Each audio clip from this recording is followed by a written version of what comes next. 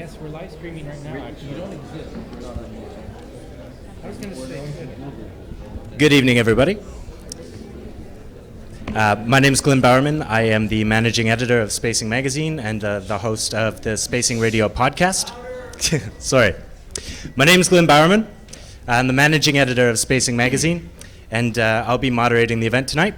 So first of all, we want to just say thank you to Parks, Forestry, and Recreation for giving us the space here. And second of all, we want to say thank you to Action for Neighborhood Change, and of course the people who are putting on this event, the Scarborough Transit Action and Scarborough Residents Unite. Little housekeeping, washrooms are that way to the right and through the doors. Okay, and we'd also like to say to be respectful. This is a divisive issue. Everyone will have their say. We have questions from the audience planned, as well as questions that have been written into us. So let everyone have their say, and this should go smoothly. So first we'll hear from the members of STU, and the SRU and the STA.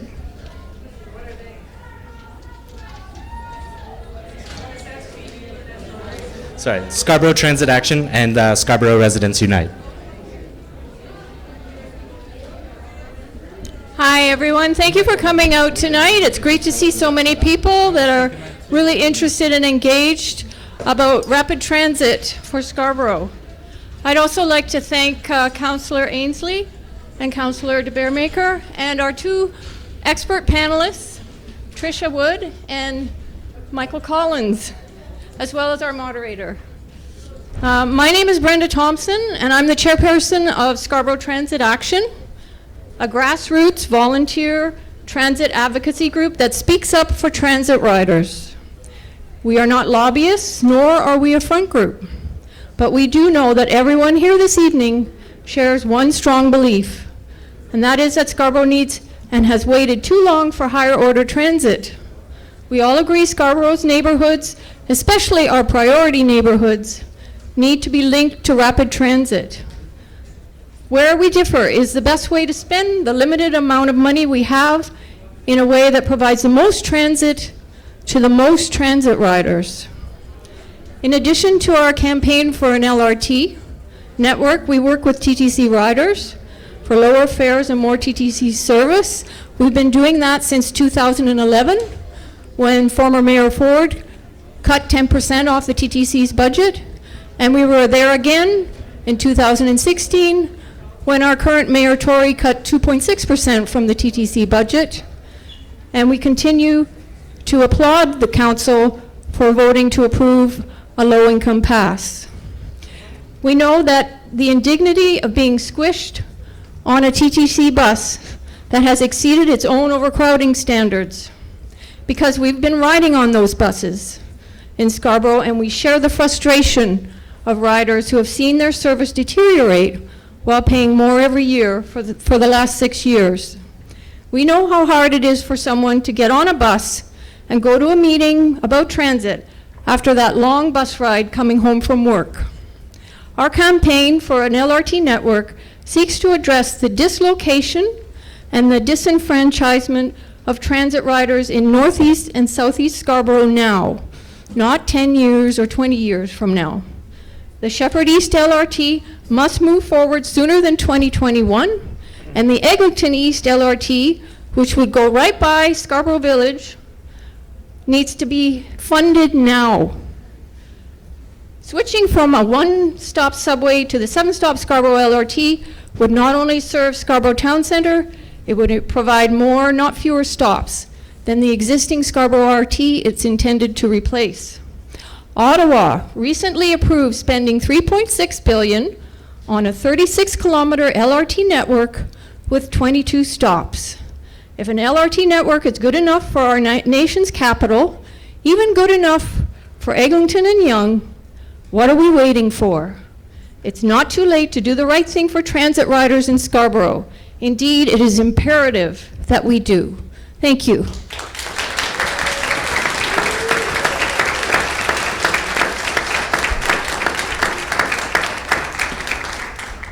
All right, now we're going to see a presentation from Councillor Paul Ainslie. Thank you. Good evening, everyone. Just a little bit of a background. My name is Paul Ainslie. I'm the City Councillor for Ward 43. My ward is in the southeast corner of Scarborough, Lake Ontario, at the bottom, Morningside Avenue, on the east side up to the 401, and then it goes over to Scarborough Golf Club Road, basically back down to Lake Ontario. So that's kind of a bit about where my ward is. And I've been a City Councillor representing that ward for the past 11 years. So I've been asked to come here this evening to give a bit of an overview about what we currently have in terms of the SRT and what the LRT technology composes of.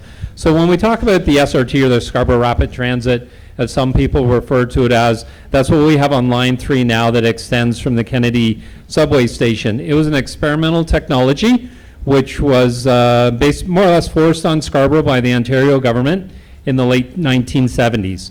It has a lifespan that probably should be over with by now. One of the issues was in 2005 we studied refurbishing or modernizing the SRT, and the experts at the time decided that it was difficult to replace these trains because the newer technology was too long, wouldn't fit around corners or through the current tunnels that run that part of the SRT. And in 2007, the TTC concluded it was better to convert to an LRT technology. The SRT collects electricity from a third rail, much as the subway train does, and is more often than not referred to as a mini subway train. When we talk about a subway, it's what we have now on lines 1, 2, and 4. Similar to the SRT, they collect electricity on the third rail. They generally operate in what more often than not an expensive to build and maintain tunnels. Tunnels and underground stations will also require expensive ventilation and safety systems. Stairways, escalators, and elevators are required to get to the platform. And a subway train can move about 36,000 people an hour. Now, if we look at what's considered modern LRT or light rail transit, we actually don't have any LRTs in Toronto right now. Often just this morning somebody said to me, referred to as a streetcar as an LRT, and they're nowhere near close in comparison. The Eglinton Crosstown, many of you are familiar with, is actually not what's currently considered a modern LRT. They generally operate on surface, but not in mixed trains with lanes with cars. They have their own dedicated right-of-way. And stairs, escalators, and elevators are not required to get in and out of them. An LRT line can move roughly about 15,000 people an hour. And when you look at an LRT compared to an SRT, so an LRT line is about, train vehicle is about 31 meters long.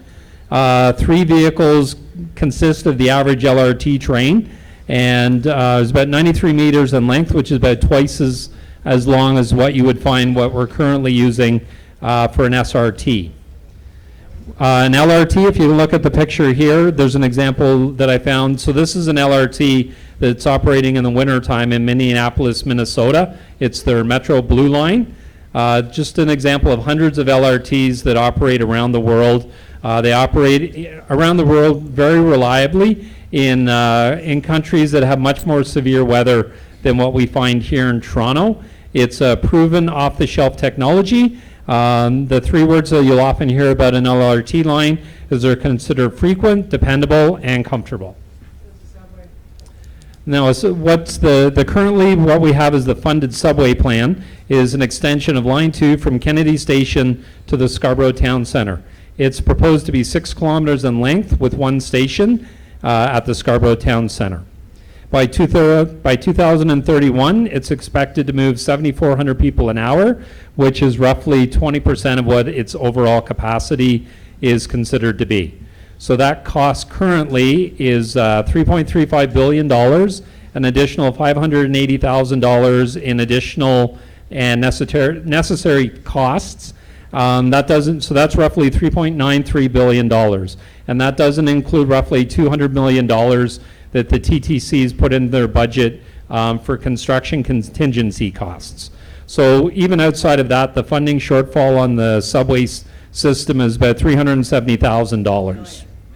Million, sorry.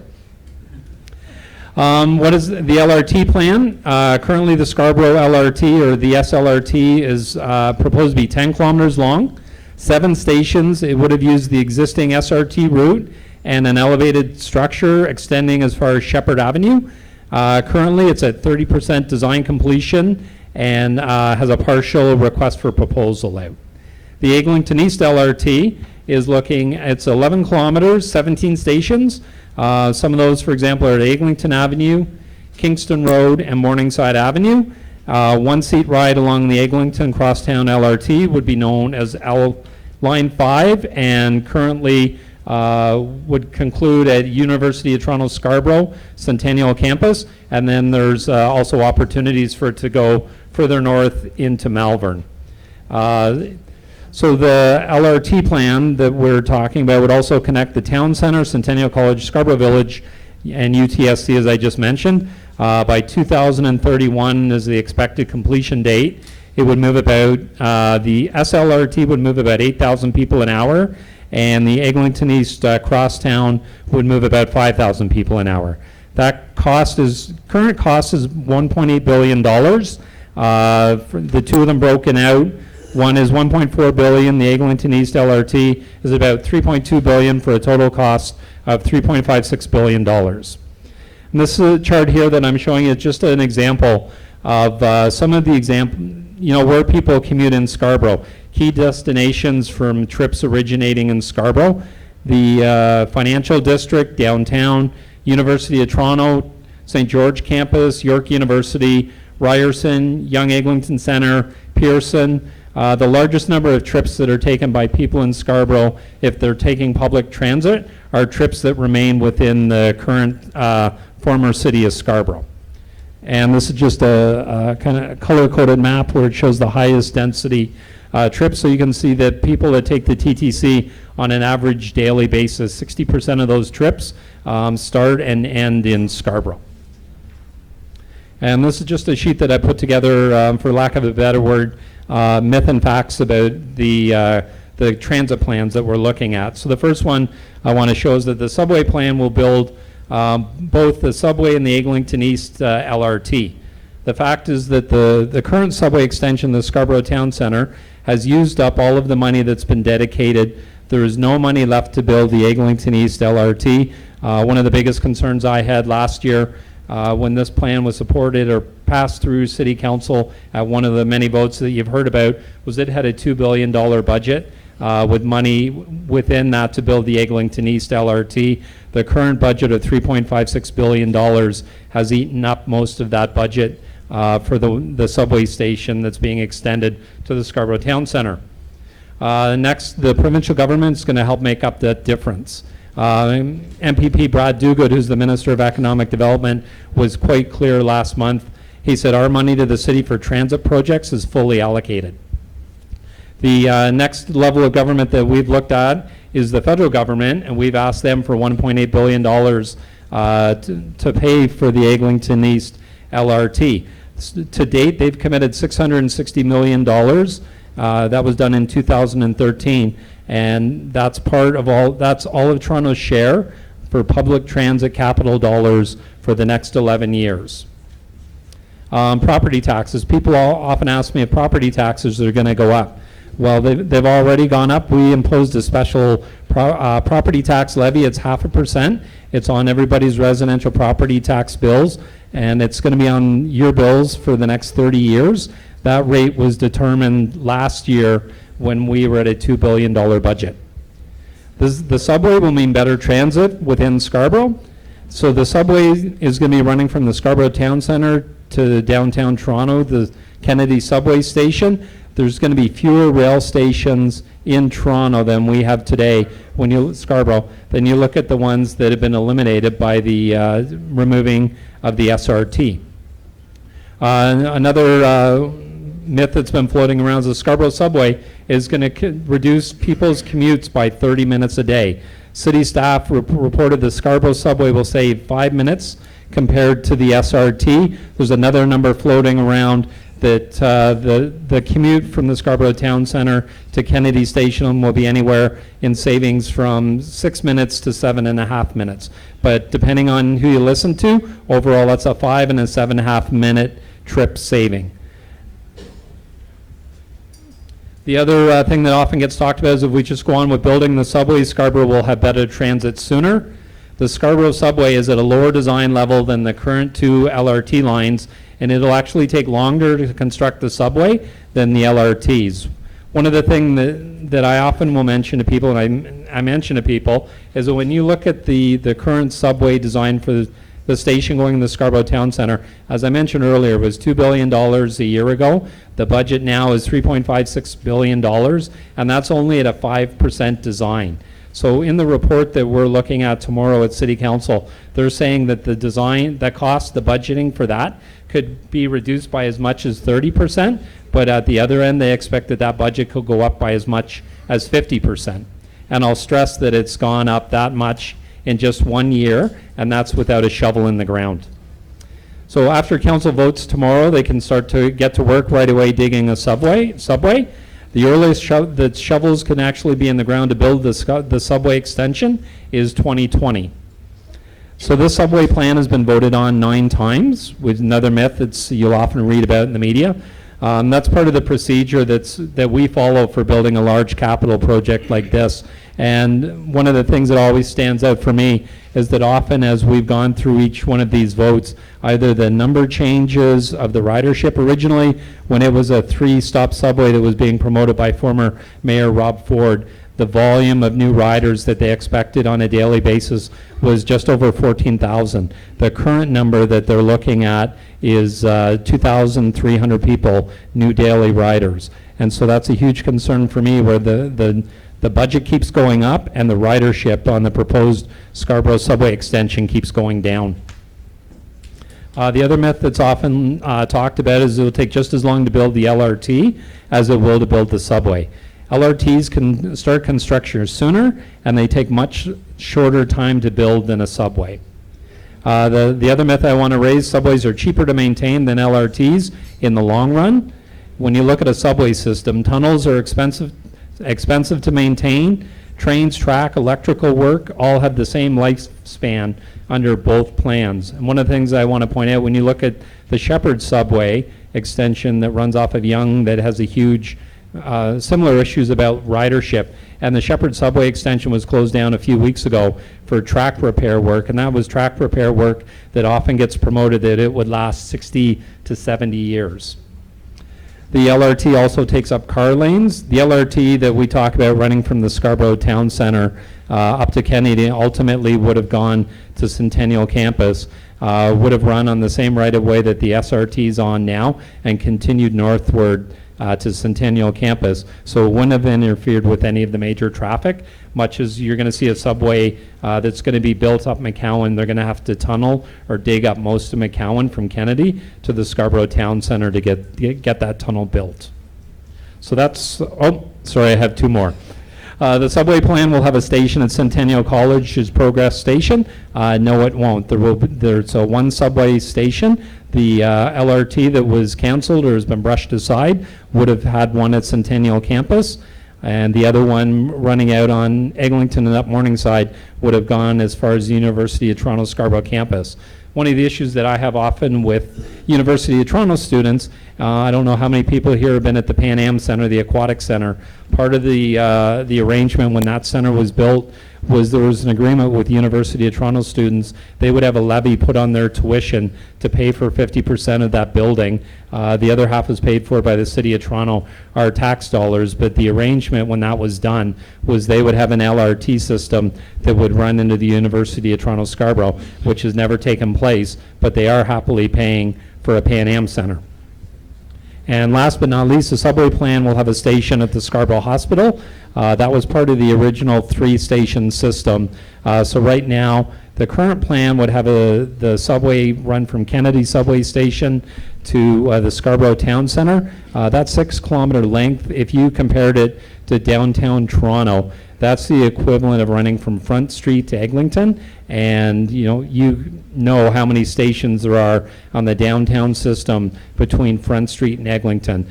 If you go out to Scarborough, so we're going to build a $3.56 billion subway extension, and you're going to have one station compared to 10 in that same distance downtown. Thank you.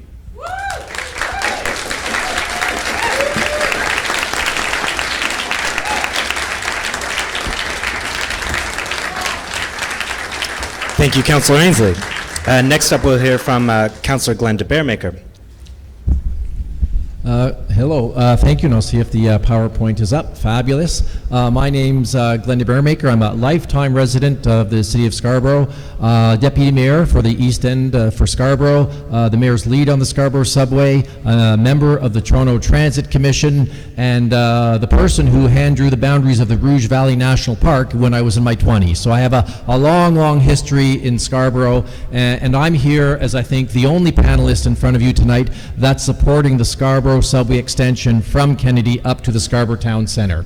And it's my job tonight, I think, to give you a convincing argument of why this is a really good decision for Scarborough and for Toronto. And as I begin, I'd just like to recognize and thank one of our fellow Toronto councillors for coming here tonight. I see her over in the audience there, Councillor Wong Tam, represents downtown Toronto. She is a great friend of Scarborough, a very well-respected city councillor, cycles along Kingston Road, wearing spandex no less. So if you see somebody wearing spandex on Kingston, it might be Kristen, just wave. Don't beep, just wave. So I'm going to start off talking about that, letting people know that this is going to be one of the busiest subway stations ever built in the history of the city of Toronto. Because if you read some of the literature from Scarborough Transit Action and TTC riders, you'll never see that statistic. I want to make fact-based decisions, but some facts are inconvenient for people, so they just brush them aside, and if you go on their websites, you'll never see the statement on their website. But that's the truth, and that's a fact, that's missing from this debate. And I would just like to start off, again, in terms of facts and reality. Just a quick show of hands here. How many people in this room have ever been to the Kennedy subway station? Quick, hands up. Who's ever been there? Okay. How many people think it was a mistake to build the Kennedy subway station? Virtually nobody. So we built that subway station in 1980, when I was 19 years old. 1980 is the last time we've had a subway extension out to the east end of Toronto. We have subways going up to Finch Avenue on the Yonge Line. This year, York University, lucky students that they are, at Steeles and Jane are going to have a subway open this year. Two of my panel colleagues, I bet you my colleagues are going to be taking that subway, and they're going to love it, and I'm going to be very happy for them. And if I come and visit and talk at one of their classes, I will take the subway too. So we've got subways to the north end of our city, to the western boundary of our city, to the southern boundary of our city, but not to the eastern boundary of our city. Scarborough, for a lot of historical reasons, grew up last, intensified last. We're the ones furthest away from the downtown core, so it's only right, if you will, that we were sort of the last in line. We were developed as a sleepy bedroom community.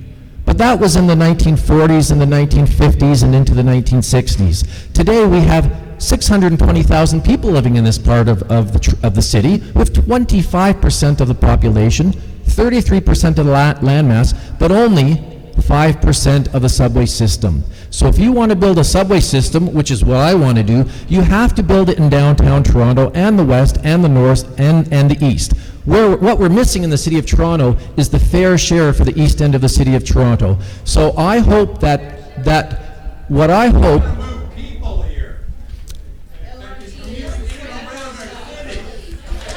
It's just a reminder to please be respectful of everyone who is presenting, and you'll all get a chance to speak if you line up at the microphone during Q&A. Thank you. So what I want to make sure is that we build a good transit system that goes to every corner of our city. So again, my first example, which is a fact, which I hope some people can't deny, is that the Kennedy subway station has been a very successful subway station. Nobody regrets building the Kennedy subway station, and I guarantee you in 20 years from now, nobody will regret building the Scarborough subway extension. So on the next slide, I'm actually going to start my PowerPoint with a really boring slide. But it's important. It's about facts. When you look at all the subway extensions, you've all heard the bad mouthing of Scarborough on the internet. It's a stubway. It's a subway to nowhere. It's out to Scarborough. Nobody lives there. If I go there, I might get mugged. We've heard all of that stuff all over the place. I won't go on. But it appears that some people would say to you, my colleagues on Toronto Council, you shouldn't build this subway station. It was okay to build all the other subway stations that we've ever built in the history of the City of Toronto, but don't build the Scarborough subway extension because it's a subway to nowhere and there's no demand. But I would ask you, if you can see those colors up there, the very top one is the station that's being proposed and that's been approved on 8 different occasions by the City of Toronto Council. That subway, the Scarborough subway extension, has a little over a peak ridership of 7,400 people. When you look at all the other subway stations, that's a fact. But anyway, the fact that I get from TTC staff, so I don't make these things up, I take them from TTC reports. That's the figure TTC staff given me, and all of these stations are facts that TTC staff have given me. So whether you look at Kennedy, Finch, look at Eglinton. Eglinton's a very busy extension. Look at Finch Avenue. So when you look at all of these stations that we've ever built, all of them start at ridership lower than the ridership of our subway station. So why is it okay to build subways out to Islington and the West End that have lower ridership than we have today, north to Finch and to Downsview that have lower ridership than we have today? Even poor little Union Station, when it got first built, wasn't very busy. And I don't think anyone today would say, you know what, building a subway station at Union was a bad idea. I don't think so. So again, this is a very boring slide. But it's a very important slide because it gives you a historical context of the last 60 years of how we've grown this city. We have grown this city inch by inch, kilometer by kilometer, station by station, and these are the facts of in every part of the city. This was the ridership. Our ridership is significantly higher than all the other subway extensions that we had. So when people... Compare 10 stations to 1 station on the Young Line. So I'll try not to interrupt you. So when you look at the history of our city, this is the reality. And if we can go to the next slide, I'll get to, that was sort of, I'll call it a boring slide. I think this again is a very important slide. It's based on facts, not opinion. So when you look at the far right, you see the Scarborough Centre Station at our AM peak hour, right on the right-hand column, and then Kennedy, which is the predicted volume, and all the stations across the whole spectrum. So from Kipling Station to Scarborough, we've got about 31 stations on that line. The station that we are about to build is busier than virtually every single subway station on the Bloor-Danforth line. So I have colleagues who represent areas, Pape Danforth Station, look at Pape. It's peanuts. Peanuts, the volume of their stations compared to ours. What about Bay? What about Sherburne? Look at how busy St. George is. St. George subway station is a very busy subway station, but it's not as busy as the Scarborough Centre Station or the Kennedy subway station when they're built. So if you want to talk about a logical, fact-based extension of a subway system, why would you not build that last station on the right-hand side of that slide? Maybe if it was Donlands or Chester or Castlefrank, I might say, you know what, maybe the ridership just isn't there. But our station that we're about to build, that's been approved on 8 different occasions by our council, is actually going to be one of the busiest stations we've ever built. Now this is a measurement, a fact, again a fact that you won't find on some people's websites and facts that they don't sort of mention to you when they send out their literature. In fact, I saw one video just last week, maybe some of you saw it, it was by Scarborough Transit, I believe it was from Scarborough Transit Action. They showed an empty subway station, a cautionary tale. There was an empty subway station with shiny floors, no people in it. It might give you the impression, if you watch that video as an honest, decent, hard-working, tax-paying resident of this city, if you watch that video, you might say, oh my goodness, we're about to invest in a subway station that has no riders. It's going to be empty. There's going to be no people. And yet when you actually look at the facts, the AM peak rush hour, our subway station will be busier than virtually every single subway station on the line except for Yonge Street. I think that's a pretty good investment.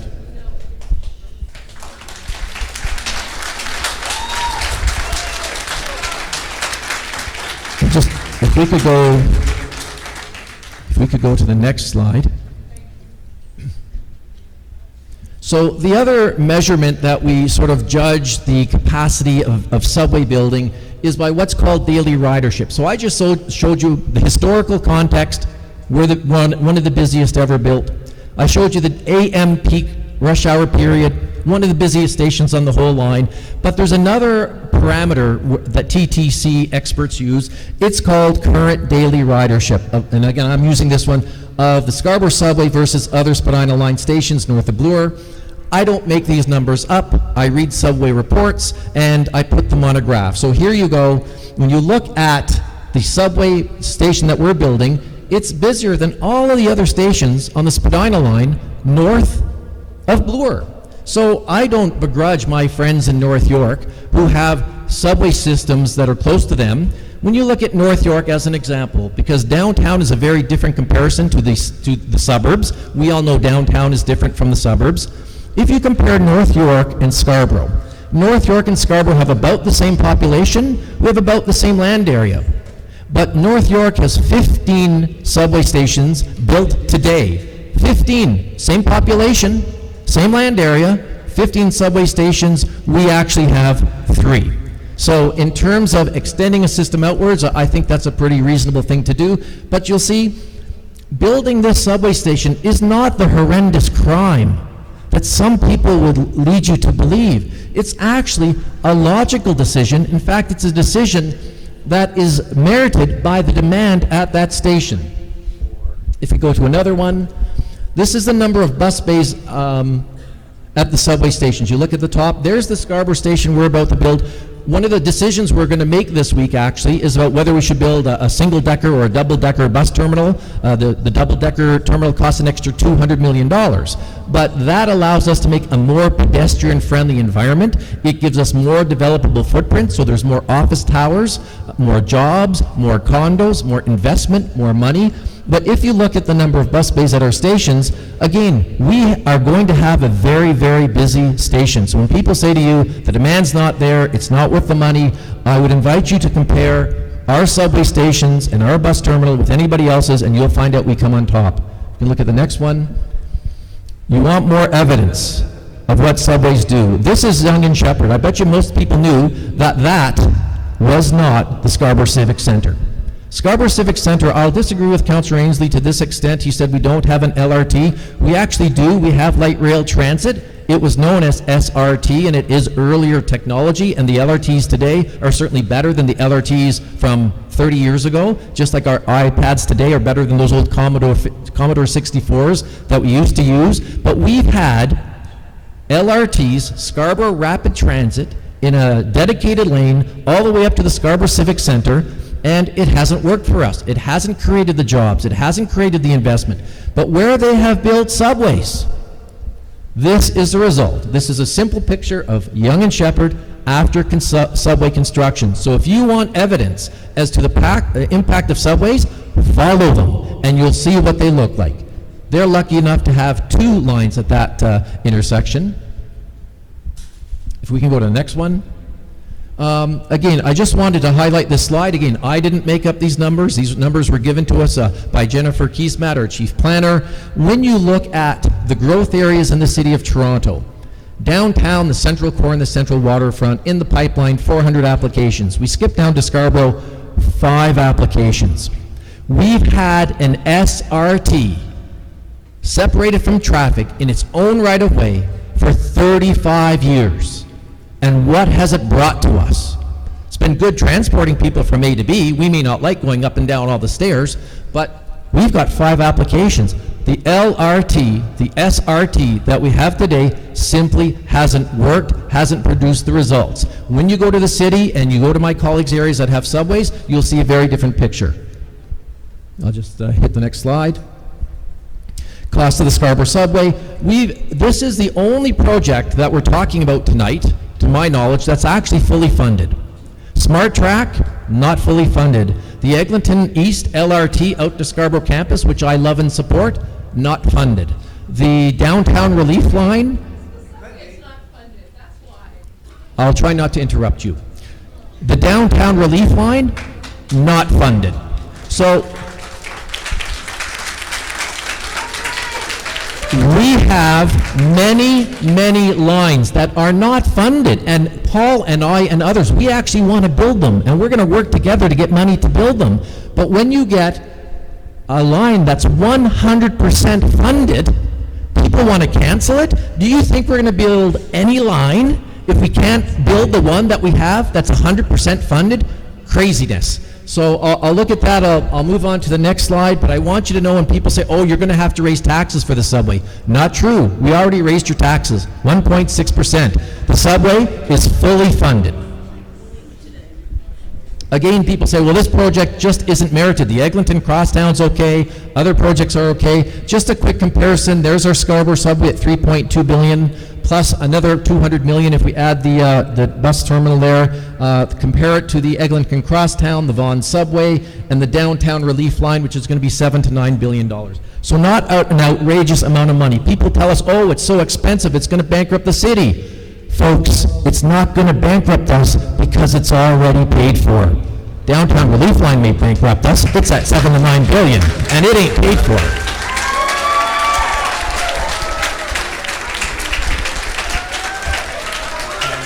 Okay. Sorry, I just got a little card there saying time's up, and I'm just wondering, since there's 3 anti-Scarborough subway extension people on the panel and only me defending the subway, I'm just wondering if it's okay to finish my PowerPoint. Keep trying, Glenn. Yep. I will ask another minute so I can do, I think there's 3 slides left on that deck. Let's give him an extra minute. Sure. So with the help of our IT person, Scarborough Subway versus LRT. The Scarborough Subway is a cost of $3.2 billion. According to Andy Byford, our CEO of the Toronto Transit Commission, the LRT line is $3 billion. That's a statement in a report that staff have stood by. People have made all sorts of accusations against TTC staff. They've confirmed that those numbers are correct. So again, people who tell you we could cancel the subway and build all sorts of other lines simply aren't telling you the truth. You can't do it because the money's not there. Another quick couple of slides. This 1989 chart from the TTC showing to build a subway from Kennedy up to Sheppard, look at that number on the bottom, $800 million. If people cancel this subway now, whether you build an LRT in the future or the subway in the future, the cost is going to go up. We should have built that subway back in 1989, and we wouldn't be in the mess we're in today. We wouldn't be here tonight. Next.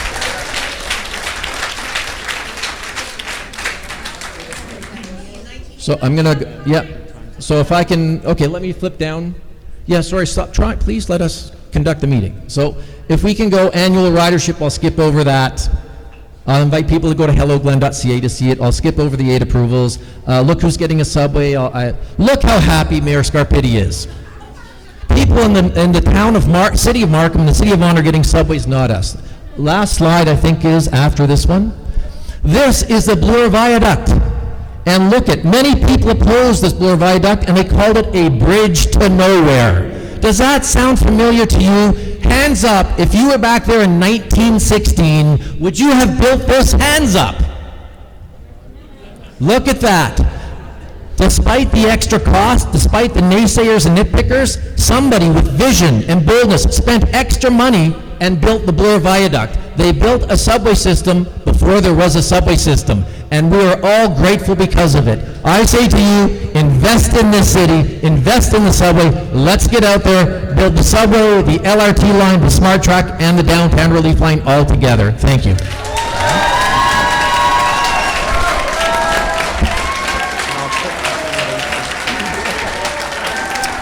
Thank you, Councillor Glenn de Baeremaeker. So next up, we will be hearing from Tricia Wood. There'll be time to ask questions later in the meeting. Well, it's sort of important in regard to We'll be. We really do have to keep this going along. I'm sorry. I need to 5 minutes. All right, so next we will hear from Tresha Wood, who is a geography professor and a transit columnist at Torontoist. Thank you. I'm quite honored to participate, so thank you to the organizers for the invitation, and thanks to all of you for coming this evening. My son came up with an excellent analogy for this situation. He said, it's like City Hall is telling Scarborough a nickel is better than a dime because it's bigger. Because they're not really talking about, that is City Hall, about how things work and what things are actually worth. Because transit isn't just a thing. It's not just a bus or a train. It's something that interacts with the landscape around it. And its real value is not how much it costs, but how it relates to its environment, how it helps people move, how it helps connect them to other places, and how it helps places grow. So there are three things I want to say about the LRT.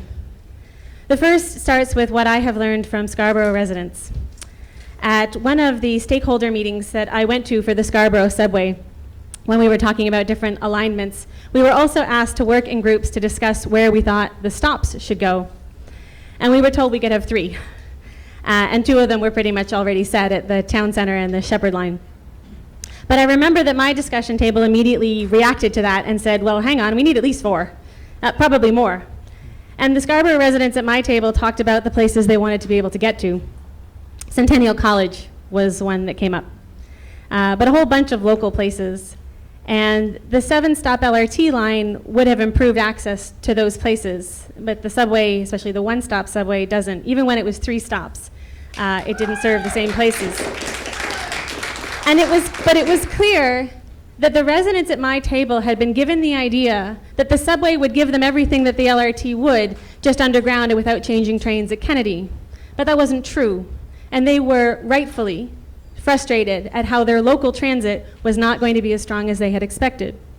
And this mattered because no one ever talked about going downtown.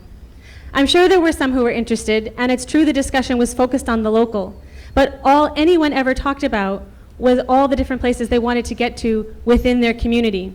And there were lots of them. With the original LRT plan, there'd be another little hop after Centennial College eventually to connect to the Sheppard LRT coming across, and maybe even another further hop into Malvern. And these connections in particular, the way these would work together, these connections and extensions, would have created significant access to and from neighborhoods north of the 401. Which brings me to the point of what a terrible loss of local transit the one-stop subway plan is. Regional and local transit are different, and this subway plan replaces 5 local stops with 1 regional stop. But that regional stop isn't really a regional stop because it's on a local line. It's not an express to downtown, it's just an express to Kennedy, and then you're on a local line from there. It saves some people, according to a new study this morning out of Ryerson, on average 72 seconds, because it's going to cost so many other people more time. Scarborough actually ends up with less than it has now, not more. It won't help anyone currently boarding at any of the other RT stations. It changes an existing connection to the downtown. It's not new. And it will do little for Scarborough's own development. And it will do nothing, absolutely nothing, to give people a good alternative to driving.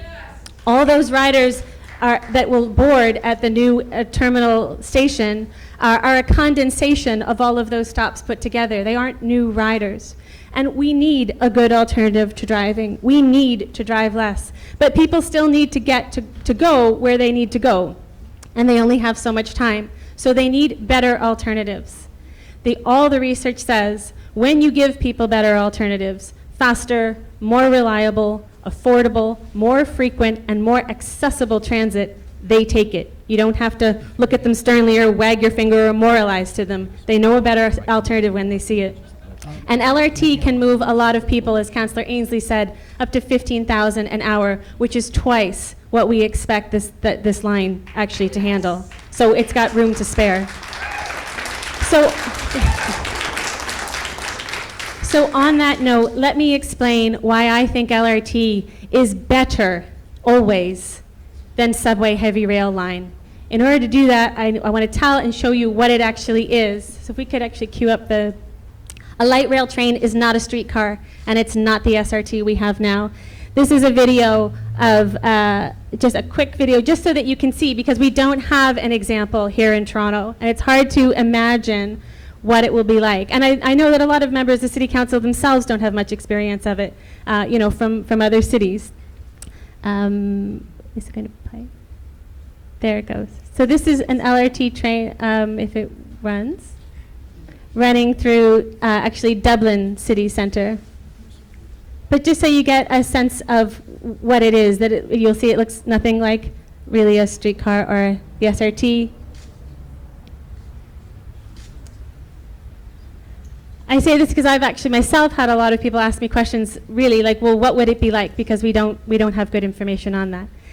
LRT is a comfortable and fast ride. It will stop less often than the bus, and it is less of a jostle to ride than the bus. And I take a bus every day, and I find it hard to keep my balance as we turn corners or come to a stop. The LRT is much more comfortable. It is also, and this is very important, much more accessible. Street level transit is so much easier and time saving than having to do the stairs or the elevator if you use a wheelchair or push a stroller, or frankly you're just carrying something heavy. And it interacts well with the city. When you're traveling at street level, you see the city. It's interesting, it's useful, it's, hey, there's a bank machine, I can jump off a stop early and use it. There's nothing to see out the window of the subway in a tunnel.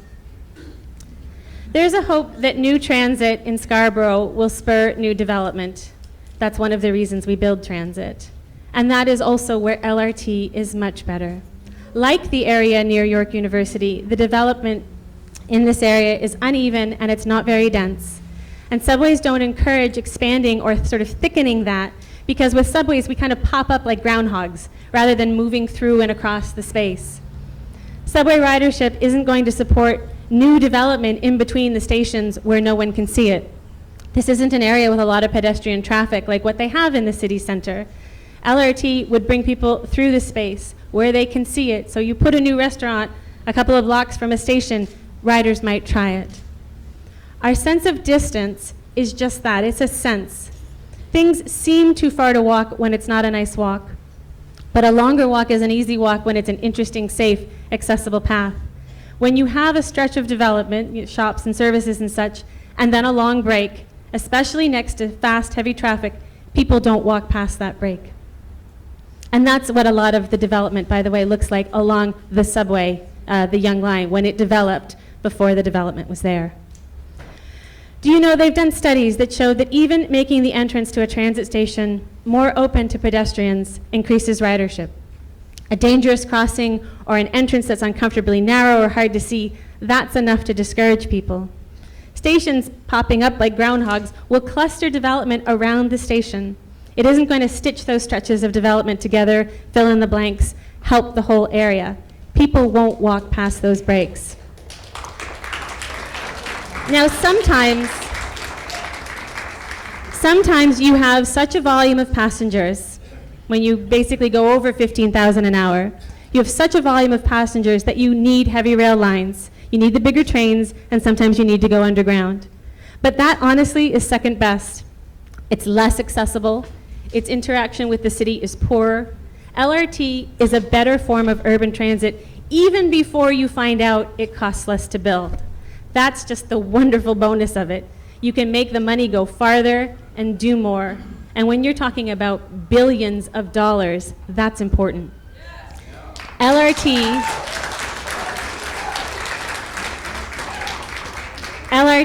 is a better form of transit, and it's especially a better form of transit for Scarborough's geography. We would get more people out of cars and onto something even better. And for the same money, we could help many, many more people. We're talking about, in terms of walk-up, 11,000 versus 125,000. For this, many, many more people, and you will have more and more widespread economic and social development, and it will be directed towards major boulevards, which will actually protect the residential housing behind it, not change it. And it will make the entire area much more livable and interesting for everyone. We would be helping more people who currently have few good transit options. We would help connect Scarborough not only to the rest of Toronto, but also to itself. The LRT lines are the better option from every angle. So don't let anyone tell you the nickel is better than the dime just because it's bigger. Thank you.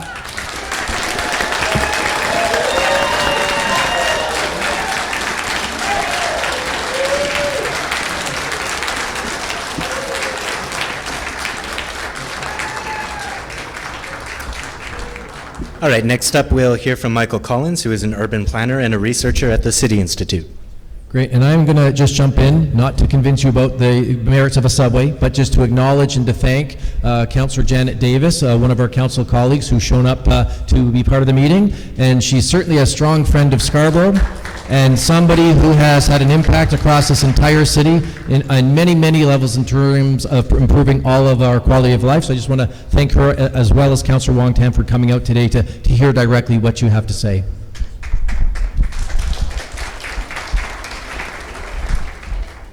All right, there's my slide deck. Hi, everybody. My name's Michael, as Glenn introduced. Oh, sorry, I get that a lot. Oh, like this? Okay. I just want to say thank you for inviting me to the organizers, Scarborough Transit Action and Scarborough Residents Unite. This is a great forum, and it's a very interesting discussion, and I'm going to keep my comments brief because I'm really interested in getting to the discussion. What I want to do, though, is just bring a little thought towards transit equity to the discussion, because we spend a lot of time talking about the different kind of modes, LRT versus subway, and you know, if money was no object, I'd say let's go for it. Let's build the subway. Let's go where we want to go and connect everybody. But the reality is, we have a fixed amount of fixed dollar amount. We have only a certain amount of money to spend, and we have to pick our priorities. And if we don't pick our priorities right, then others are going to get left off the table. And that's really at the heart of the discussion we're having here today. So we'll go to the next slide. One of the issues that, I'm watching you. Okay. One of the issues that we're wrestling with is this amorphous idea that we have one transit rider. And I think this speaks to this perceived notion of the debate that we're having that's very simple and very basic. At its heart, as we've heard here today, we've had so many different kinds of transit riders. We have persons with disabilities, we have seniors, we have children, we have people going to work, people going to school, and each one of them has different needs. So a solution that doesn't reflect the fact that we have a myriad of different kind of diverse needs in Scarborough is not going to go a long way to making sure that the needs of Scarborough residents are going to be addressed. It's going to be a very limited kind of discussion. The second part is that, related to that, is we have to understand that the point of transit is really about better access to opportunities in the city. It's not about mobility. This isn't about moving through space. This is about living in space. This is about connecting to jobs, connecting to school, connecting to family so we can socialize. This is the important part, and this is at the heart of what transit needs to do in Scarborough. And I'm going to get into a couple of details in terms of the housing and jobs. The first one I'm going to talk about is housing. And oh, sorry, we're on the employment one? Excuse me. On the housing slide, David Holchansky did a great report documenting the three cities within Toronto, identifying the polarization between haves and have-nots throughout the city of Toronto. And there's no doubt by anybody who's in this room that Scarborough is an area that's underserved, that has its share of problems socioeconomically. The Martin Prosperity Institute did a study that overlaid transit scores against this priority neighborhoods and identified very clearly in the gray area, these are areas that are both economically disadvantaged and have poor transit accessibility. That's the challenge that we have to face in Scarborough. Whatever transit solutions we're looking at, we need to put a dent into that housing transit gap. The next slide.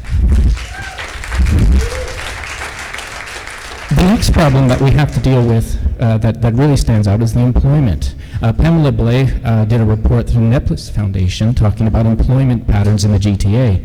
And yes, downtown Toronto is a huge node. It's the dark red node at the bottom that has the most job concentration in the entire country. But the second highest concentration in the country is around the airport to the upper left.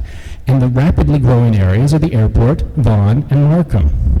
These are the areas that Scarborough residents need to go to find jobs. This is where the opportunities are. This is where residents are going to better themselves and address these needs. A transit plan that doesn't reflect the fact that employment patterns have shifted is not going to meet the needs of the residents, and that brings us back to that equity issue.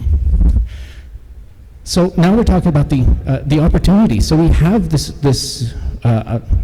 investment that we can make. So we have to be smart about how we allocate it. It's about enhancing the opportunities for the people who live here, and it's through equity planning that we have the opportunity to address those inequities.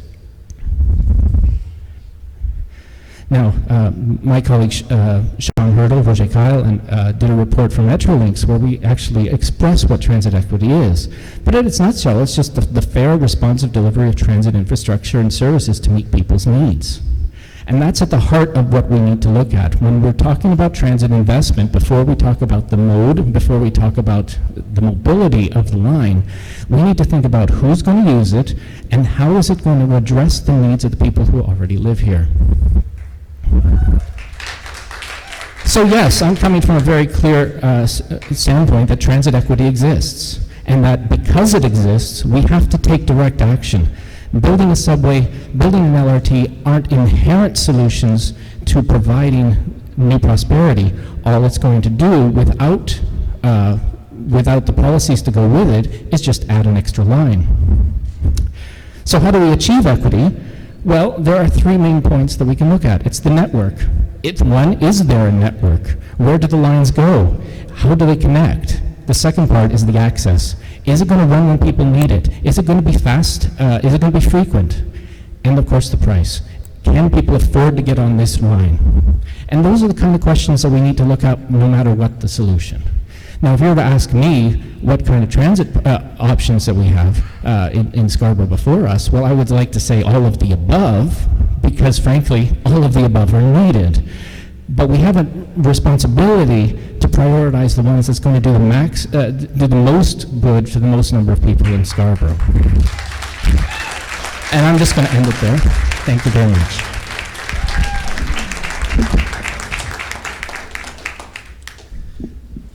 So now we're going to have some questions that I've prepared for the panelists. I should have said off the top that as a transit columnist, I have written screeds against the Scarborough subway, but I'm going to try and keep this fair and going to try and keep it fair and on the rails.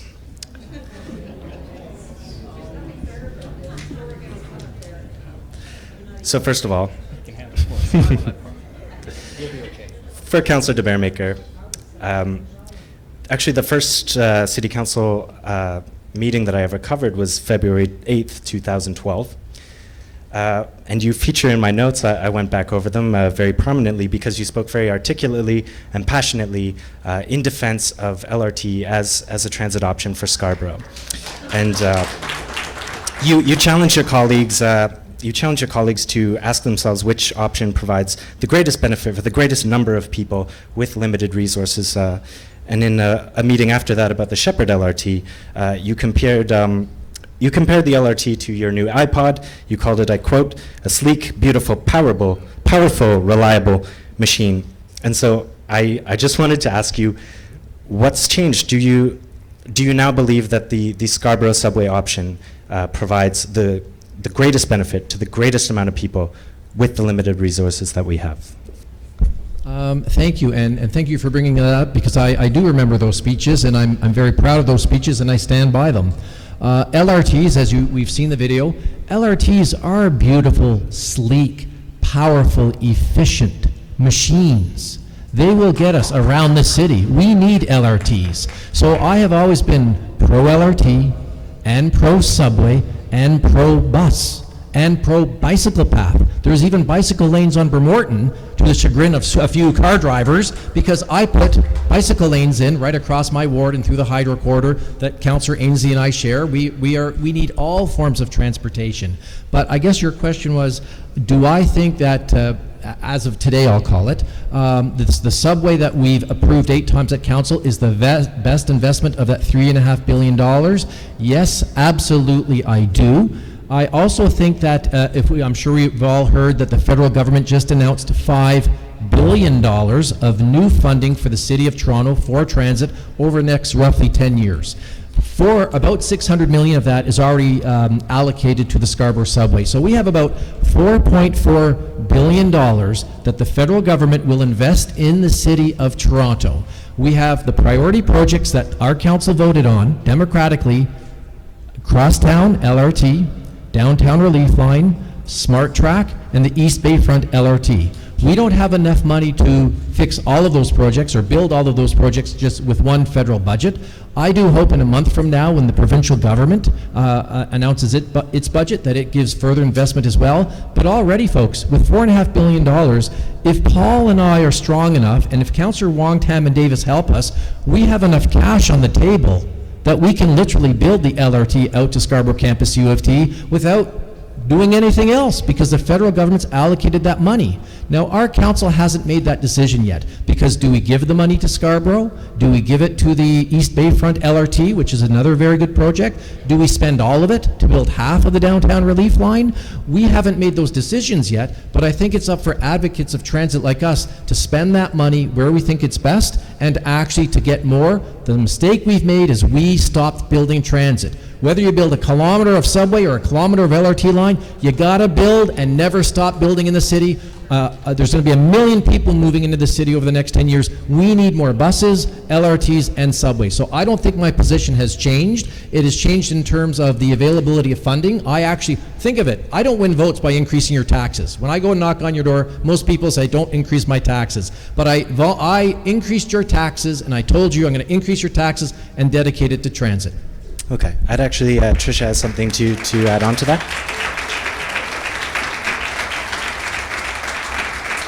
Sorry, I just want to make a factual clarification about that federal money in the budget. The federal government will supply up to 40% of a project. We don't get $5 billion. We have to come up with the other 60%, and it must be in partnership with the provincial government. The federal government will give us 40% of a project when there is an existing partnership between the city and the province for the rest of the money. So we don't have $5 billion, sorry. I agree completely. We're not going to build more transit in the city unless we pay more as well. So the feds have got $4.4 billion on the table. Nothing will get built unless the province steps up and we step up.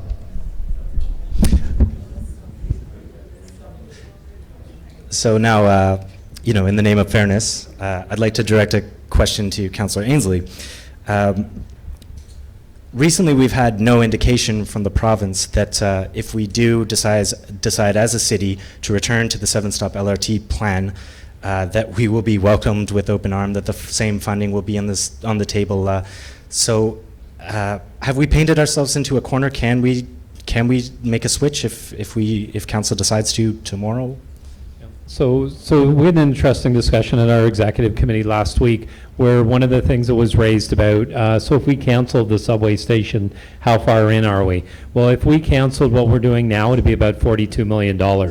And the same councillors that were kind of grousing at me about canceling a $42 million subway, if we canceled the LRT, the current 7-stop, we have an agreement with the province for a 7-stop LRT. It's still in force. It hasn't been canceled. But once we cancel that agreement, it's about an $87 million cost. And that cost has been worked into the numbers for the one-stop Scarborough subway extension. So can we cancel it? Well, we still have an agreement in place with Metrolinx and the provincial government to build that 7-stop extension from Kennedy up to Centennial Campus and eventually up to Sheppard.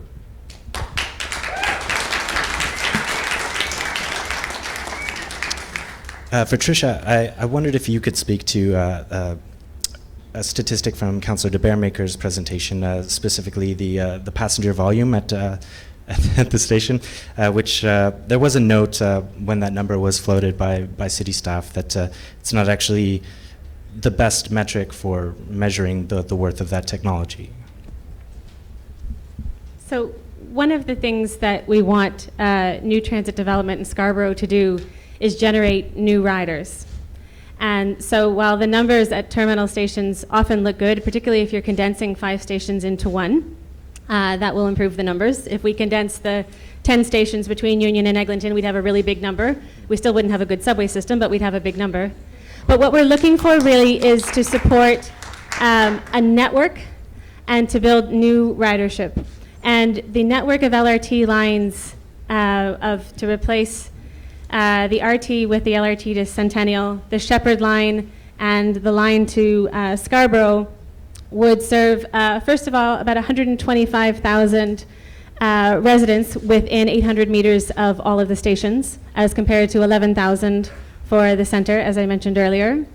And it would generate somewhere in the tens of thousands of new riders into the system, because you're giving people an alternative to either not making the trip, not taking the job, not going to school, which is often the choice that people face, or you're giving them a better alternative to driving. So you're actually going to get new riders and expand the system, which the subway plan will not do. Sorry. Yeah, I just want to add something to that. I think the scary number that should stand out to everybody is the bus pay. 34 buses to go to the subway station tells me that we're building a network where all buses lead to Scarborough Town Centre. That's not the foundation of a network that provides interconnected trips throughout Scarborough that allows people to take advantage of opportunities that are not geared towards getting people from Scarborough Town Centre to downtown. Thanks, and since those are some of my numbers that were referred to, just to remind people that they're not my numbers, they're the numbers from the Toronto Transit Commission. I put them on a PowerPoint slide. But whichever, yes, I brought them because they show that at the peak morning rush hour, our subway station is busier than everybody else's subway station on the Bloor-Danforth line except for Yonge. So it's a very busy subway station. And when you look at the daily ridership, this is another measurement. Again, I didn't make up the measurement. TTC staff did. They use that to look at the utility of stations. Their daily ridership numbers are published in monthly reports. So if they're not important, I don't know why the TTC is collecting the data and publishing them every month. But I find it really surprising that people would say to me, Glenn, the 60,000 people a day that are going to be using that station, they don't count, they don't matter. We care about other people, but the people who are on that subway every single day, working day of their lives for 10, 20, or 30 years, those people are going on an SRT today. They will all dance in the street when we build that subway system. And so I look forward to being there and cutting that ribbon. Do you have time to keep so we have a little bit left for what is maybe a big question, but I was wondering for the councillors at the table, would either of you support a motion to compare the one-stop subway plan to the 7-stop LRT, because we haven't actually had an official study comparing the two plans, so I was wondering if that's something either of you would support. I don't have any problem with that. I will say absolutely not. This is a sabotage that the people who don't want an eastern extension of our subway system into the heart of Scarborough, they've lost 8 times at council. Imagine if we'd approved an LRT and 8 votes later, after 8 votes, we kept saying, you know what, we want to keep doing the vote over and over again. So I would say to people, after 9 out of 10 Scarborough councillors, every MPP, every MP, the premier of this province, the Patrick Brown, the leader of the loyal opposition, supports the subway project. At a certain point, whether you're building an LRT or a subway, at a certain point you got to stop re-examining and re-voting, or you'll never build anything. I say build the subway now, let's get on with it.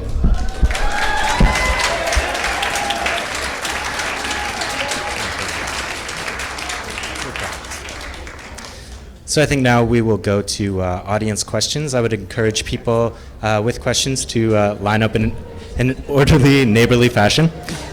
We also have questions that have been submitted to us.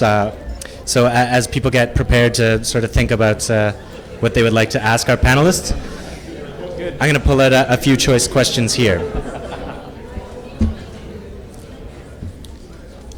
So first, it's maybe a simplistic one, but I mean, it bears speaking about, from Michael.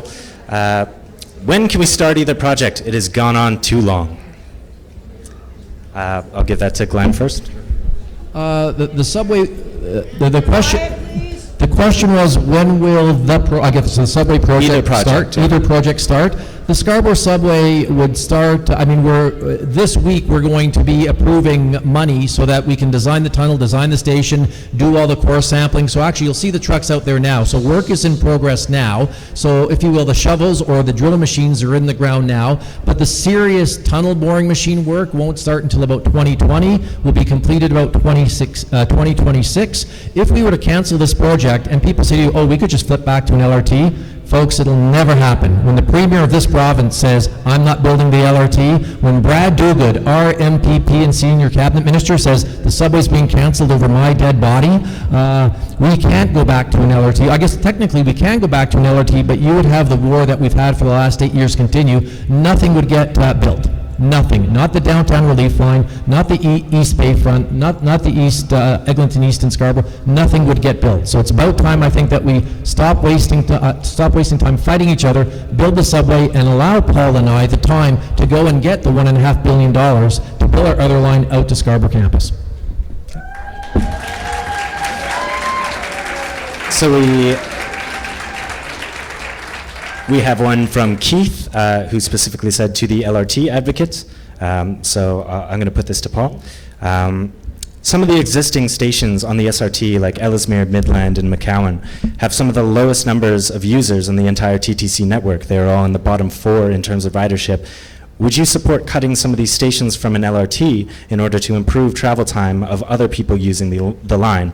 If not, then what solutions would you propose to increase these ridership figures? The project that we're looking at doing is 7 stops. I wouldn't recommend canceling any of those 7 stops.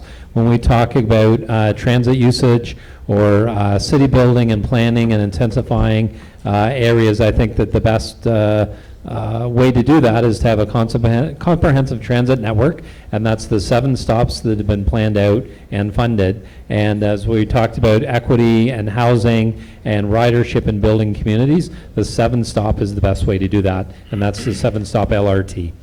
Okay. Michael? In one of the last slides, I had a picture of the Commercial Drive SkyTrain station in Vancouver. And of course, SkyTrain is using the same kind of RT technology that Scarborough uses. It's just a new version of it. And this is a multimodal connection. It has express buses and local collector buses that run out to UBC. It's connected to the regional train station in Vancouver, and it's got cycling tracks. So it's a completely multimodal. But the key thing about this is it's also mid-density. So we have office parks, we have residential all around it. The technology isn't the issue. The issue is the land use planning policies that we put in place to support or not support development around these stations. Walking up to those stations along the SRT that are not well used are not well used because we've put them under highway ramps. And we have big highways that go over top, and we have no connectivity to get to them, and we have no policies in place to support the intensification. So if we want to have transit investment tied to greater land use, then we need to make sure that the decisions reflect not just transit investment, but also that they are going to achieve those kind of land use objectives that are so needed to go with the investment. Okay, thank you.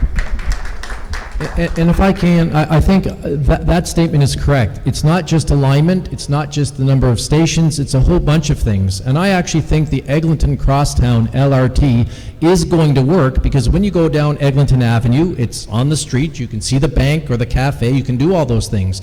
We've all taken the SRT, it's at the back end of all those industrial units. That system's been in place for 35 years. Nobody's building, folks. You replace that old rickety system with a shiny, new, sleek, strong system, no one's still going to build, because there's no sewers there, there's no roads there, there's no businesses there, there's no people there. It's the back end of industrial units. You see all the graffiti spray painted on the back of the buildings. Now, Eglinton, when you build at Eglinton, McCowan, Kingston and Eglinton, up Morningside, up to the Pan Am Village, those areas will get built up, but not up the old SRT corridor. Hasn't worked for 3 decades. Councillor, I'm sorry, we're going to put it out to the people there. Please, I will say, just make sure that they are questions. That goes for everybody. Yes, So I'm so going to starting with direct you. myself to Councillor de Baeremaeker. You say it's fully funded today, and I can possibly agree, but have you ever heard of any transit that's built on time and on budget? You said we need transit for every corner. Yes, we need transit for every corner, not necessarily a subway. You mentioned York University. I think lots of people would still go to York University if that was an RT going there instead of a subway. If Scarborough gets a transit system, then maybe your anti-Scarborough claim might hold up. But with one station, I think you're still going to be looking at people saying Scarborough. I'm a U of T student, and I want to use the Pan Am Centre. For me right now, the only way I can get there is a very long set of bus rides or a car. This system will not help me. So that's another thing. And how is having one stop going to make life easier for people in Scarborough? And why don't you want people to come to Scarborough? Because the only place they're coming to is the town center. Thank you. Okay, thank you. That's for de Baeremaeker. Thank you very much for the questions, and thank you for coming out tonight. I think the first question, there's a couple in there, but the first one was about, do you think the costs are going to be within the envelope? I worry like you that they won't be in the envelope, but we have to remember, when we see the price of $3.4 billion right now, there is a 30% contingency built into that figure. So there's $1 billion sitting in that budget that's actually not being allocated to buy steel or cement or windows or steps or elevators or escalators. It's $1 billion sitting there in that budget in case of externalities or unexpected changes in the transit system. So we've built those in. Our transit experts, I think, will do their very best. But in the end, and I don't know if we can flip up that picture of the Bloor Viaduct, I would ask you, if the price of the Bloor Viaduct came in over budget, would it still be a good deal? Yes. Councillor Ainslie, do you care to rebut? Do you care to rebut, or Would I care to add on to that? or say what you would? No, I would just go back to my earlier point about, for having an LRT system, that I think that's the best way when we're talking about housing and equity employment and, getting people on public transit and getting them out of their cars, that the LRT route is the way to go. We'll put it out to another audience question. And I would just add as well that, we have $1 billion contingency fund fee there for a reason, that I've never seen a transit project come in on time or under budget in this city, neither is Councillor de Baeremaeker, and there's a reason that $1 billion money is there. Okay. So we'll have the next audience question. Yes, it's going to be for Councillor de Baeremaeker, but I do have to preface it with some information, and that is, no one has talked yet about operating costs. And that's what can sink the system if you don't choose the right technology. Because if you look at Scarborough, you're going to have people boarding at one station but traveling 6 kilometers. So that's 6 times the operating cost. And frankly, we're going to bankrupt the TTC. So if we bankrupt the TTC with the operating costs, and we don't provide Scarborough with a rapid transit network, then who are we serving? And Mr. de Baeremaeker, who are you serving here? It seems to me you're serving the interests of the construction companies that are going to get this gold-plated contract. They are the multinational consortiums, and they're circling like vultures right now and salivating for this 6-kilometer tunnel. Sure. Thank you for the question, and thank you very much for coming out today. I'm wondering if we could just flip to my PowerPoint to show the daily AM peak ridership. It was about the 3rd slide down. And so what I want to say is, I'm not really worried about the operating costs. We operate a subway system from Kipling over to Scarborough, and it all works. And if we have it up and it's saying it can't get up, I just want to give you an example. For example, High Park subway station has about 6,000 riders per day. Our subway's projected to have 60,000 riders per day. So you know which station is going to cost the city more money? High Park. Because High Park Rosedale, they have very low rotorship. So it's very nice that you can live in Rosedale or High Park and walk to a subway station, but it costs money to operate those subway stations. So I'm sitting here today with a project that's 100% fully funded with the full support of all three levels of government, approved by City Council on 8 occasions. I think the consensus has been reached at our council. It's time to build the subway. I'd actually like to turn it over to Michael. Sorry, I just wanted to jump in there quickly, just as the other city councilor here, just to say that, you know, I live in the city of Toronto. I pay my taxes just like everybody else in this room. The 7-stop LRT that was first proposed before city council overturned it, the provincial government offered to fully pay that and fully operate it for the next 60 years. That's a lot of money we're talking about that we quickly said no to, and there's none of that for a subway. Okay, and before we start, we're just going to try and keep our answers short so we can get through as many audience questions as possible. All right, I just want to say very quickly that the important, I'm really glad you brought up the point about operating costs, because this is a vital part of the discussion that happens from day one it opens up for the next 30, 50, 100 years. And when we look at the new projected boardings that are coming here, yes, it's going to be an incredibly busy station, but we're not getting new riders. And that means we're not getting more money to pay for what we already have. So we're trading in the SRT budget, and we're trading it in for the subway, which has a much higher operating cost per kilometer than the SRT. But more importantly, the network effect of having the Scarborough Town Centre station, because it's not connecting and diffusing and connecting people to where they live and where the jobs are, we're driving people away from using transit regularly. We're putting the incentive to move them onto other modes. And that is a cumulative effect of operating costs that we have to be wary of. All right. And just if I could... Okay, if I can share one quick piece of knowledge. No, I'm sorry, we really have to keep going to the other. According to TTC staff, the subway carries more riders than the 7-stop LRT. 5 million more rides per year. All right, so you invest the money, you get more riders. We'll put it out to the audience. Sorry if the facts don't agree with you, but those are the facts. It's okay, it's okay. I do know the facts. Yes, I'm surprised to come here today and find all 4 panelists presenting arguments against the subway and for the LRT.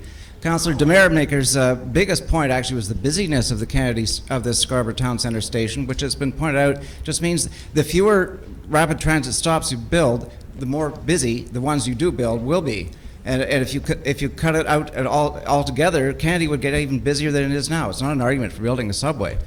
And your second big slide on that about the number of bus bays going in at Scarborough Town Centre, that should be scary for people. It means that people all over Scarborough, those who want to go downtown, will have to take long bus rides into the Scarborough Town Centre rather than getting on a rapid transit LRT and going somewhere where they want to go. That is an argument against the subway, not in favor of it. And can you imagine anyone here, do you want to be one of 89 buses coming into the new terminal and then jostling with everybody else trying to get down to that subway or up to somewhere else? It's crazy. But Councillor Ainslie, I would like to ask you, given that this plan, aside from the Trumpian rhetoric we hear sometimes, is totally irrational, there's no evidence for it, serious planners don't support it really at all. Why is there such support? Well, who's backing it? Aside from, say, the Scarborough Town Centre owners and developers, and for some reason the Liberal Party of Ontario seems to be invested in it as well. Why is that, do you think? So the question is to Councillor Ainslie. So I think, you know, this is a very emotional issue.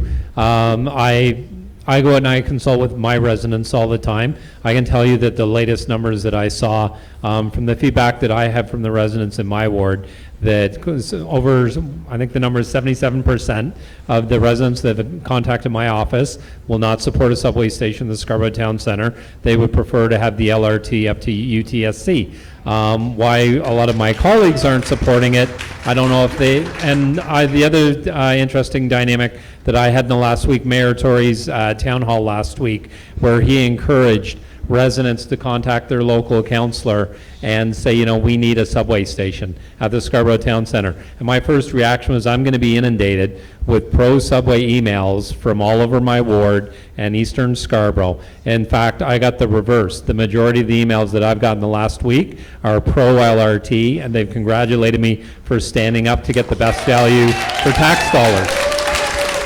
Okay. So we'll take it to the audience again. Hello, my name is Janet Browse, and I actually am a Scarborough resident and have been a Scarborough resident for 53 years. I thank you for having this meeting. I heard about it, and so I decided to come. And thank you, Councillor Ainslie, for hosting this. And hello, Glenda Baeremaeker, Deputy Mayor of the City of Toronto for us. I support subways. We need subways. Subways, subways, subways.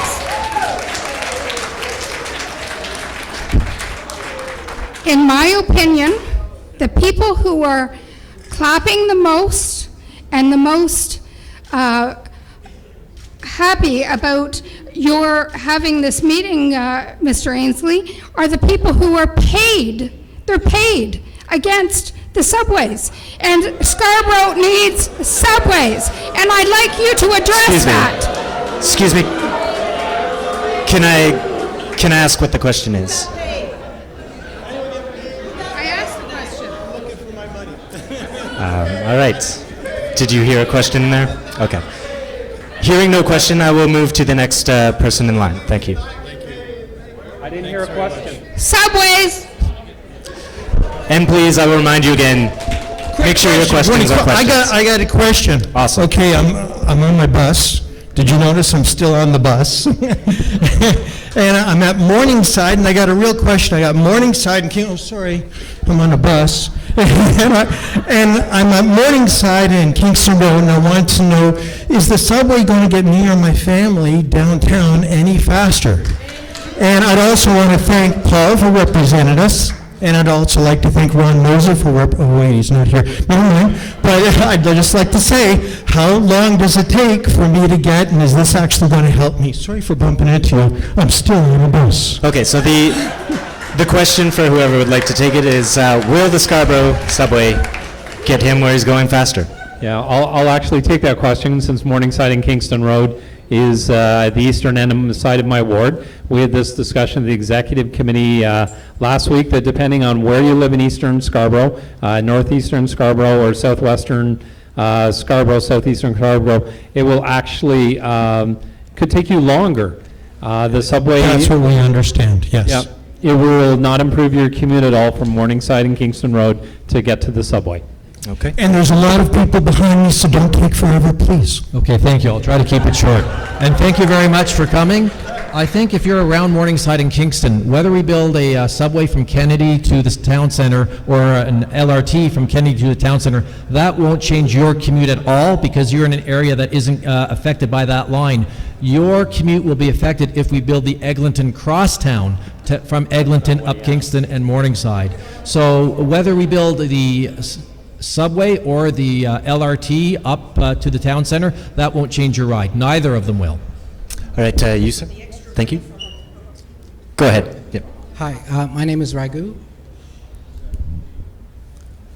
I live in Scarborough. I don't think many of the people that are against, I don't think most of the people that are against the subways actually live in Scarborough, right? I live at Ellesmere and Meadowvale. I go downtown I used to work at Queen and Spadina. It used to take me an hour 45. Ellesmere bus, 95, York Mills.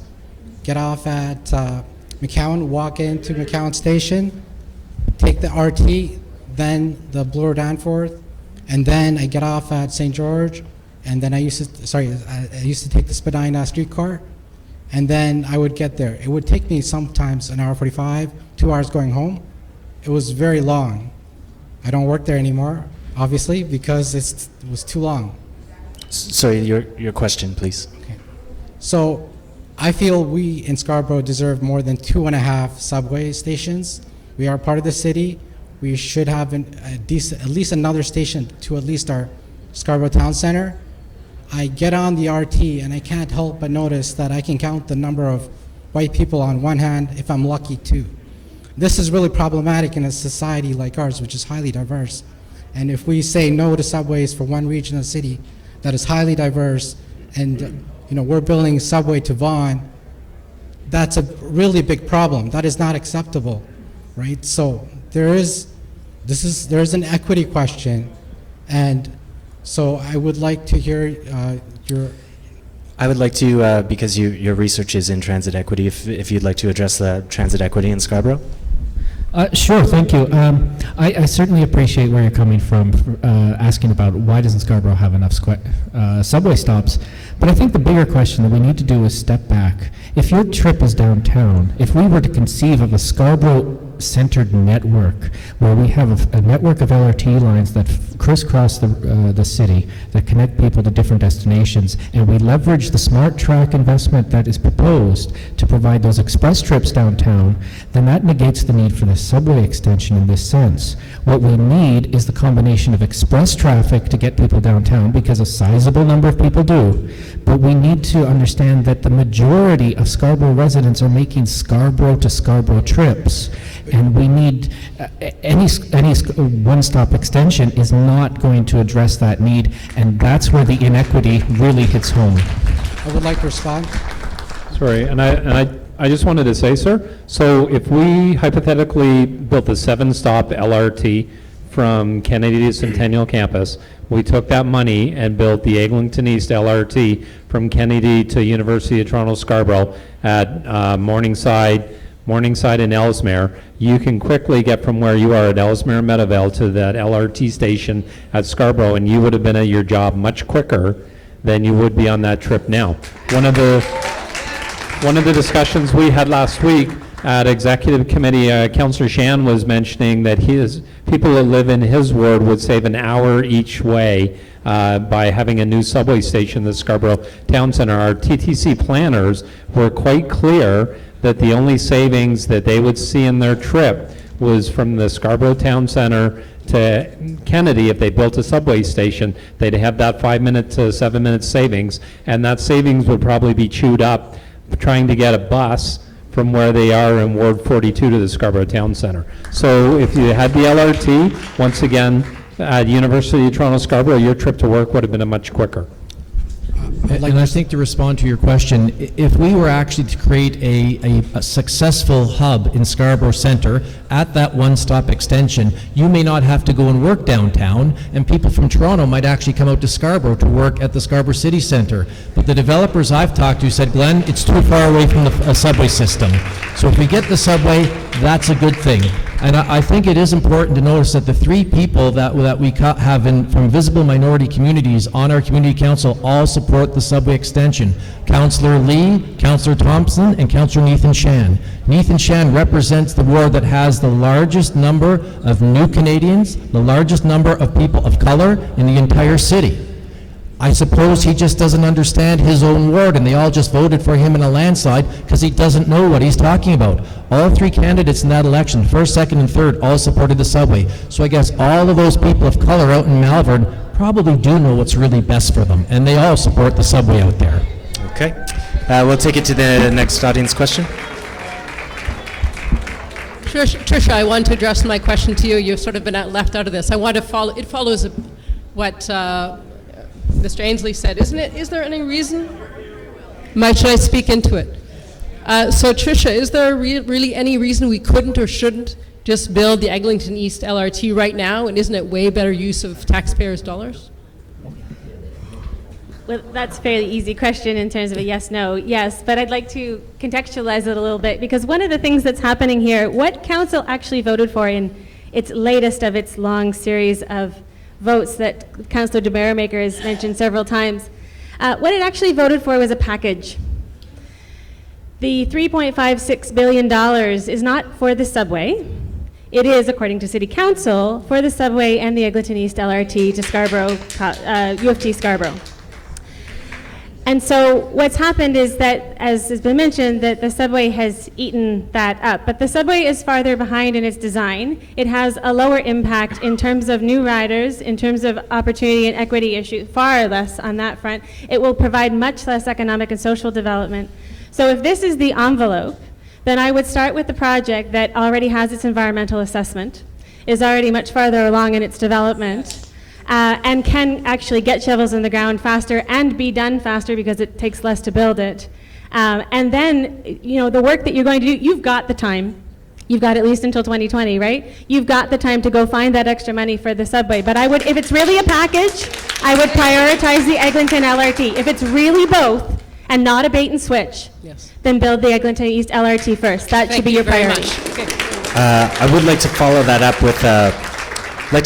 with a question that's been written in, who asked, because it is related, they ask, if council ends up supporting the Scarborough subway extension, what will happen with funding for any of the other proposed lines in the city? Because as Tricia said, the last vote at council was for a package. Now we hear that the Crosstown Extension East, the funding might not be there, might be there in the future. We don't really know. We have no firm promises for that. So would anyone like to answer that? What happens to the rest of the proposed lines if we fund this?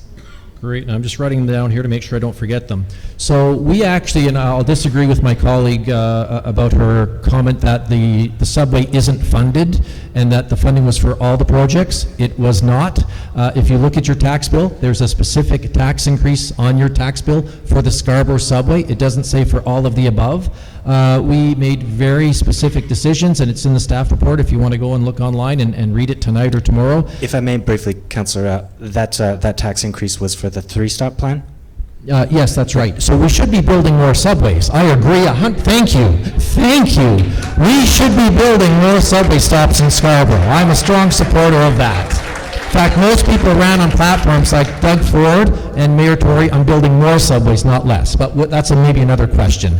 But in terms of the funding, the Eglinton East LRT line was funded for about a year when David Miller first brought out Transit City. Queen's Park canceled that back in 2008, roughly, or 10, but I think it was 2008. David Miller was very upset when it happened. But the City of Toronto has never, not once, voted to fund the Eglinton Crosstown out to Scarborough Campus. Not once. Paul hasn't voted for it. I haven't voted for it. We have voted to make it a priority project, and it's at the federal government now.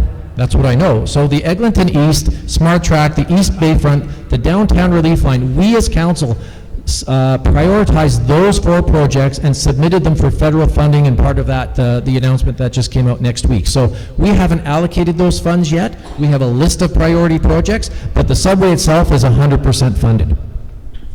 Okay. Let's put it out to the audience again. Great. Thank you so much. I really appreciate tonight. My name is Effie Vlahoyanakos. I live in Northwest Scarborough. I am a transit rider. I do not have a driver's license, so this is really important to me and my family. I'm really impressed that we're having this conversation and that both councillors are here. I just got an email from my councillor letting me know that if I'm pro-subway, I should show up instead of actually asking me what I thought. So I appreciate at least these 2 councillors are engaging in a conversation. But I do also have to say that I'm a little offended, Councillor Baeremaeker, for you saying that people having this discussion and talking about the benefits of an LRT are nitpicking.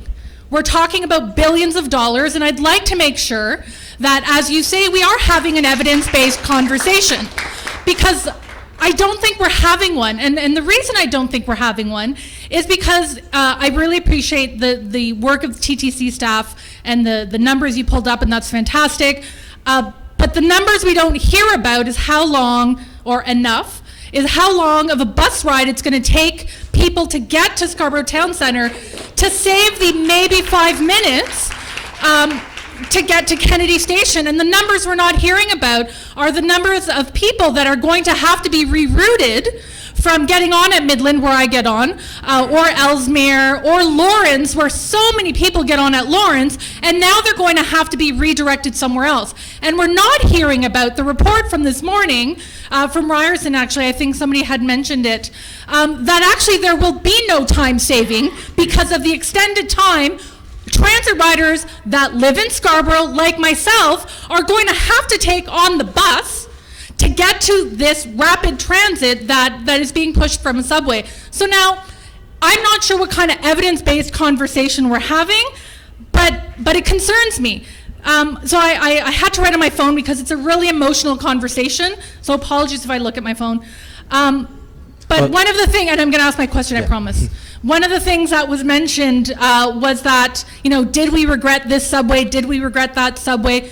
I'm pretty sure we've regretted the Sheppard subway.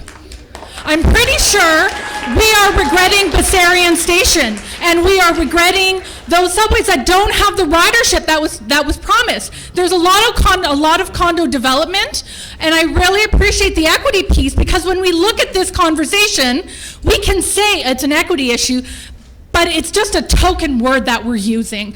Because if we actually built the transit system that we initially had, it would go through Kingston Galloway. And it would head up to Malvern eventually. And it would head into the priority neighborhoods of the people who use transit most and need it. So my question is, thank you. My question is, at what point do we say that this is too expensive? Because I heard the mayor say, we've discussed this so many times, so enough's enough, we gotta do it. So if we don't have a ceiling, can we have the same budget conversation around Toronto community housing, where people are living in very horrible housing conditions because we're saying we can't afford it? I want the same type of a budget conversation for housing that says there is no cap. Thank you. Okay, lots to unpack there.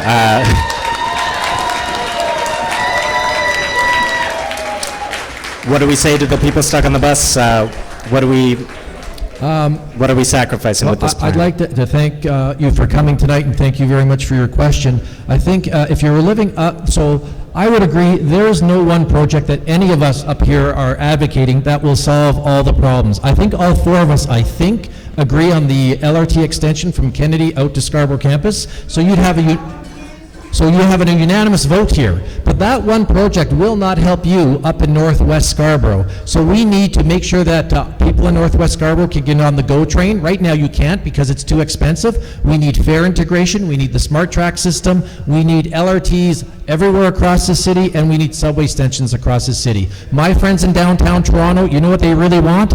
They want the downtown relief line, and that's the subway. So the people in downtown Toronto want to add to the subway system because it makes sense. Extending out to the heart of Scarborough makes sense. So we need to do everything. One project will not solve all of our problems. The mistake we made is we didn't give enough funding, either to housing or transit, to do it properly. We've made that mistake, and it's up to Paul and I and our colleagues on council to start raising the money and raising the taxes to put into a dedicated fund for transit. Okay. The question from the audience is, is this, would you like to take that? Yeah, we're not working with unlimited funds. So to answer that quite simply, my cap got reached a few years ago. My cap got reached last summer when we did $2 billion subway, and as opposed to Councillor Baeremaeker, I was pretty sure I was at a meeting where we decided on a $2 billion subway station, and I'm sure I can find the quotes from Mayor Tory that we'll have enough money to build an LRT to Eastern Scarborough, U of T Scarborough. So my cap has been reached. I will tell you that in the past 6 months, I've been working very hard on a community bus in my ward. I've been working on it for the past 5 years. That's one of the ways of increasing ridership in my community. That project was canceled. I have a job skills training center I'm trying to build in my community. There's a $40 million price tag on that. My residents can't understand why we're willing not to build a job skills training center, but we want to keep increasing the cost of the Scarborough Town Centre subway. There was actually a list about a year and a half ago, and it listed all the capital projects, including library branches, community centers. I think a lot of my colleagues are going to soon be in the same boat if we don't get the costs under control for this subway station. They're going to start seeing capital projects in their wards disappearing as well. Okay. I just want to say that we'll go another 20 minutes. 30. Another 30 minutes.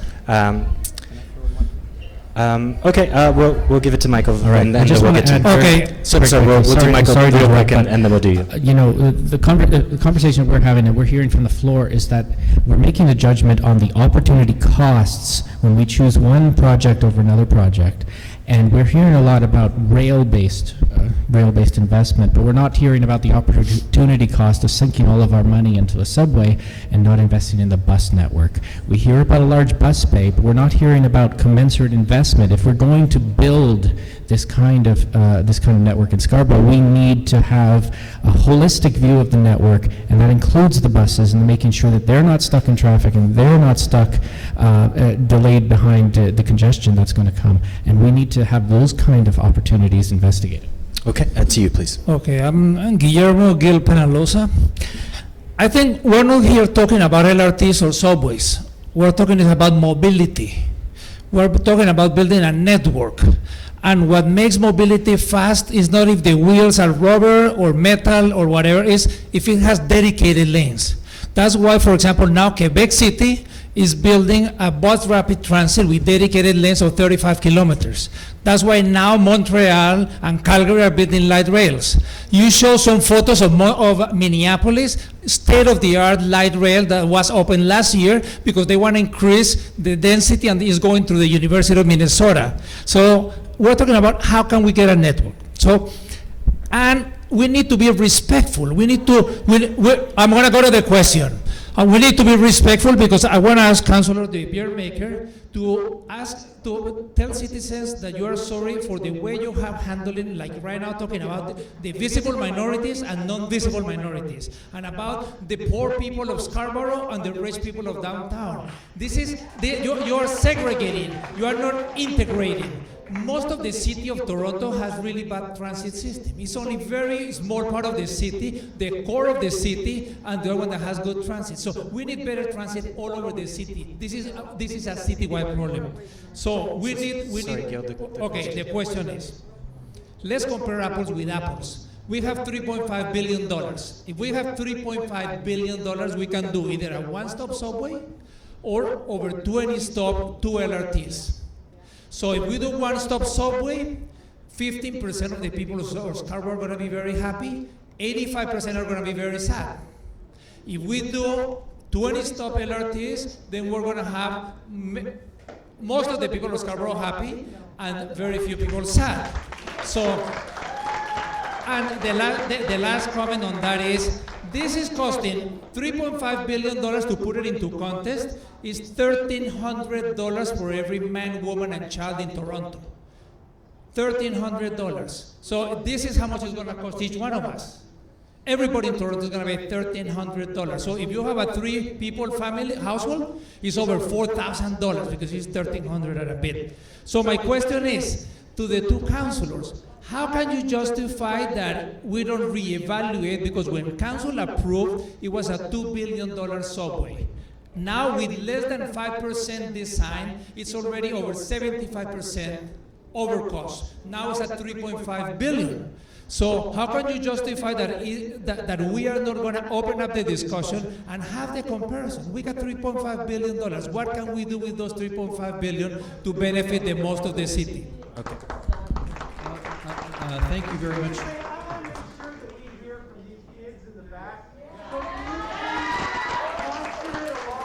It's my bad. I should keep this trucking along. I'll do my best. So I just want to thank the gentleman for coming tonight, and his question, amongst others, was about, should we or should we not reevaluate this project and the cost? And the answer is yes, we have. In July of 2016, city staff brought forward a report with all of the costs in at $3.2 billion for the subway. That was approved by council. 9 out of 10 Scarborough councillors that represent this area all approved that report. So we did reevaluate the numbers, we did approve those numbers, and the project's moving forward. The report today actually confirms that those numbers were correct, but it recommends building a double-decker bus garage at a cost of an additional $200 million. So we do reevaluate the costs, and that's why we voted on this multiple times. We do reevaluate, and every single time the conclusion is the same. We're building the subway. Okay, we'll put it up to you. Thanks. Thank you for holding this forum this evening. And you might want to go up and look at the beautiful new station in York University. It's quite spectacular. I just want to cut to the chase here. What's the bottom line with regard, it's my understanding based on the presentations tonight that their money is allotted for the Scarborough subway station already. If tomorrow the council downtown, in their wisdom or not being very wise, votes against it, what happens to that money? Could it immediately be shifted over to what these other gentlemen are talking about here? And the lady? Well, there's two councillors here. We may both have responses, but my sense is a council is supreme, as they say. Council could tomorrow vote against moving forward with the subway. They could cancel the subway project. I would say then we would be in a bit of chaos or uncertainty because we have provincial and federal governments who've agreed with us and invested money. We actually, again, put on your tax bill a special levy for the subway. If we're not building the subway, maybe we give you the money back. We don't know. What happens to the rest of the money? Well, the rest of the money we would go back to square one. And we would say, well, do we want to build an LRT? My prediction is that building the LRT on that line will never pass council. So if you don't build a subway and you don't build an LRT, you're building nothing. And it won't do the people in the north of Sheppard, northeast. Won't do anybody in Scarborough. Okay, thank you for your time. Councillor Ainslie, would you like to rebut? Sure. I have a different perspective on that. So if for some reason the vote lost tomorrow on this project, we still have a master agreement with Metrolinx and the provincial government for building an LRT line, a 7-stop LRT line. We still have a commitment from the federal government for $660 million. We would be building something. We wouldn't just be sitting there in transit limbo, and we certainly wouldn't start giving people their money back because we need a better transit system in Scarborough, and it would be built. Okay, we'll take another audience question. Thank you. Okay, so my name is Vincent. In full disclosure, as you can see from my name tag, I am a member of Scarborough Transit Action, so we did help put on this event along with a number of, can you hear me now? Okay, thank you. So yes, we did put on this event with a number of other stakeholders. So full disclosure, now I'm a transit rider, been a transit rider my entire life. I've lived in Scarborough my entire life, and I'm pretty sure I wasn't paid to come here and talk about it. Now, we do see some nice subway signs here. I don't know who paid for them. I make no blame. I cast no suspicion. Now, let's move the conversation along. So we all know there really isn't an argument, a transit-based argument for the subway. Even the mayor, in his op-ed a few days ago, did not mention any transit benefits, aside from an amorphous 5 or 7 minute benefit. He did talk about development. I think it's fair to talk about development because Scarborough has been passed by a lot of large development projects. It is right. We're losing jobs. We're losing young people moving elsewhere for opportunities. And yes, Scarborough Centre is a node, according to the official plan. However, the subway does not serve the avenues. The avenues are another crucial part of the official plan. Eglinton, parts of Lawrence, Kingston Road. These are all areas with businesses owned by people from all over the world who come here to try and make a better life. The subway doesn't help any of them. A lot of jobs are created in small business. So why are we not talking about that when we talk about development and the benefits that the LRT network would have for animating those avenues? Scarborough Centre is an important node. We all go to Scarborough Town Centre. Sorry, Vince. My question is, why are we not talking about the benefits to the avenues, so Lawrence, Kingston Road, Eglinton East, that are formed by the LRT network? Why are we only talking about Scarborough Centre and the subway? Again, just a quick response, and thank you for coming. I think all of us are trying to talk about the benefits. For example, I mentioned earlier, the Eglinton Crosstown is on an avenue. The LRT line up the rear end of all those industrial plazas is not on an avenue. It stops at Atlantic Packaging, which we all know smells a little bit funny sometimes. So there's so when you build that LRT up along that route, there's no avenue there. So I think we probably are in agreement that you want to intensify on avenues if at all possible. Okay. I'm told there's some young citizens at the back that, could we bring them up? Let them ask a question. And we'll get to... Don't be shy. Hi, good evening. Thank you all for coming today. So I am a student. I'm 14 years old. By the time either of these transit systems get built, my generation of voters, of future voters, will be the one that is most greatly affected. So when I'm looking for a job, which I will be, I'm not going to want to travel an hour downtown as opposed to traveling a few minutes to a local business in my neighborhood in Scarborough. In my opinion, the LRT will bring development into Scarborough, whereas the subway is just helping people get out of Scarborough, which is not something I want. I want Scarborough to be developed. The LRT leads to development, leads to growth, which leads to more job opportunities for people like me in an area that is suffering as much socioeconomically as Scarborough is. We desperately need the RT. So my question to the councillors is, why would I choose to ride a subway that only gives me access to a job that I'm probably not going to get downtown, as opposed to choosing a system that gives me access to newly developed and growing businesses and job opportunities right in my own community?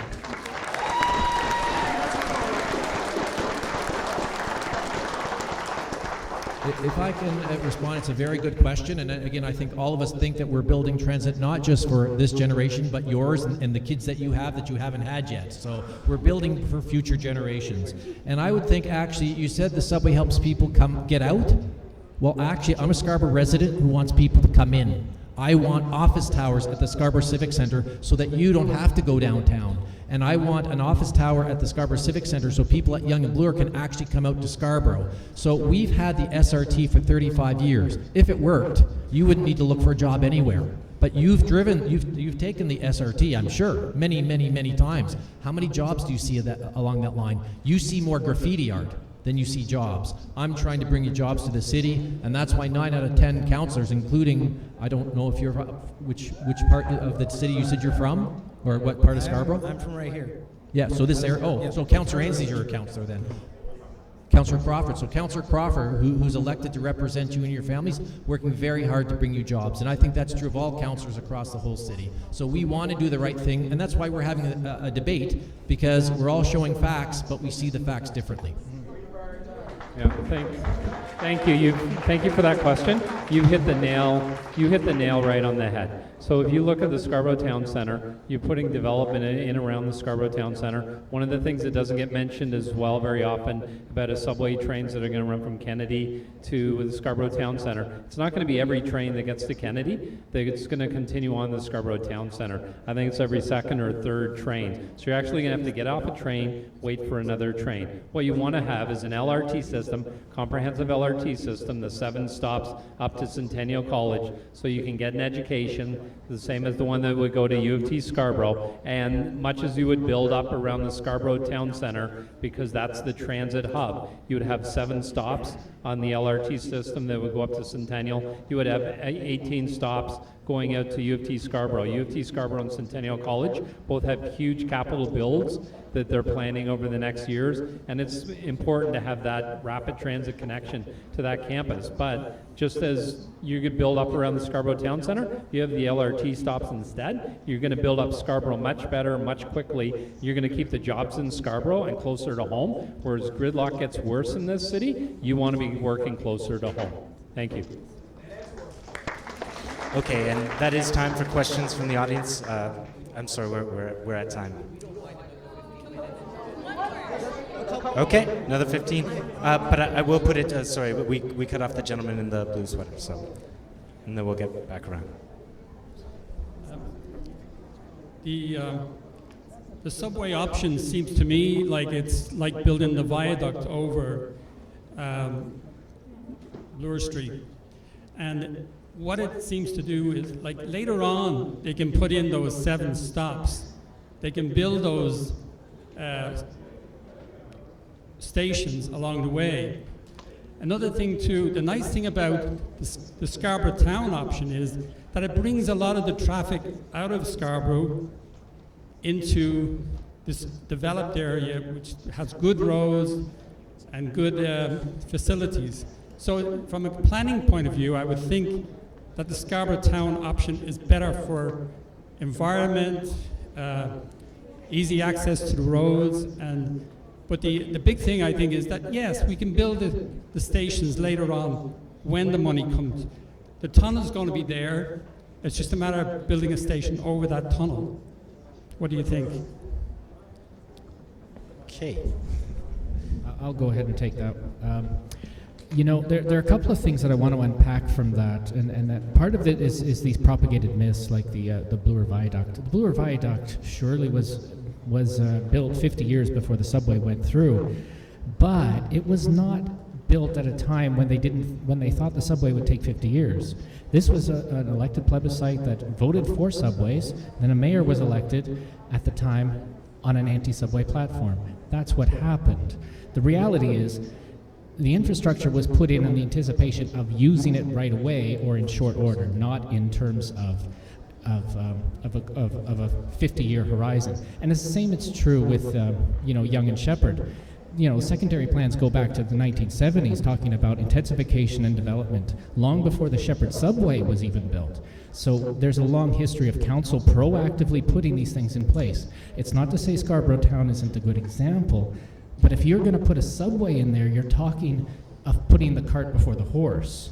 You can't just dig these tunnels in and put in the stations after the design. You have to do that now, and that's not in the budget, and we don't have the opportunity to do that later.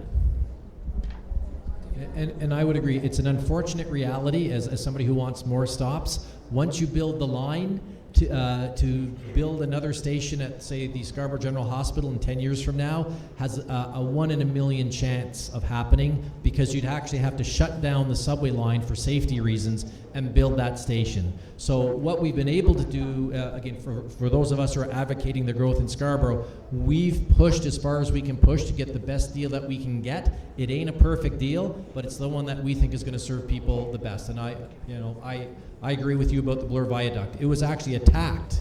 It was attacked and defeated in some of the plebiscites. I don't want to go back to history of 100 years ago, but that project was criticized as a waste of money and a bridge to nowhere.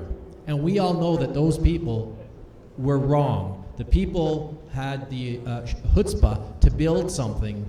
We're building for future generations. Our city wouldn't be the same if those people hadn't invested extra money to give us an extra service. Okay, we'll get one more from the students, and then we'll go back to the queue. My name is Divya, and I'm 14 years old. There have been many opinions regarding the subway and the LRT, but just a show of hands, how many people support the LRT?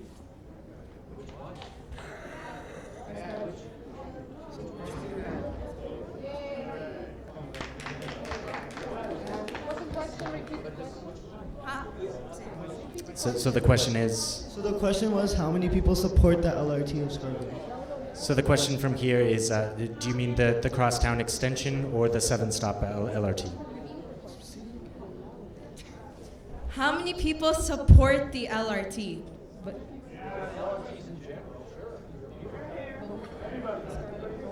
The Scarborough one. Okay. Thanks very much. We will go. Who is next in line after the students? Was that you? Okay. How many people support the subway?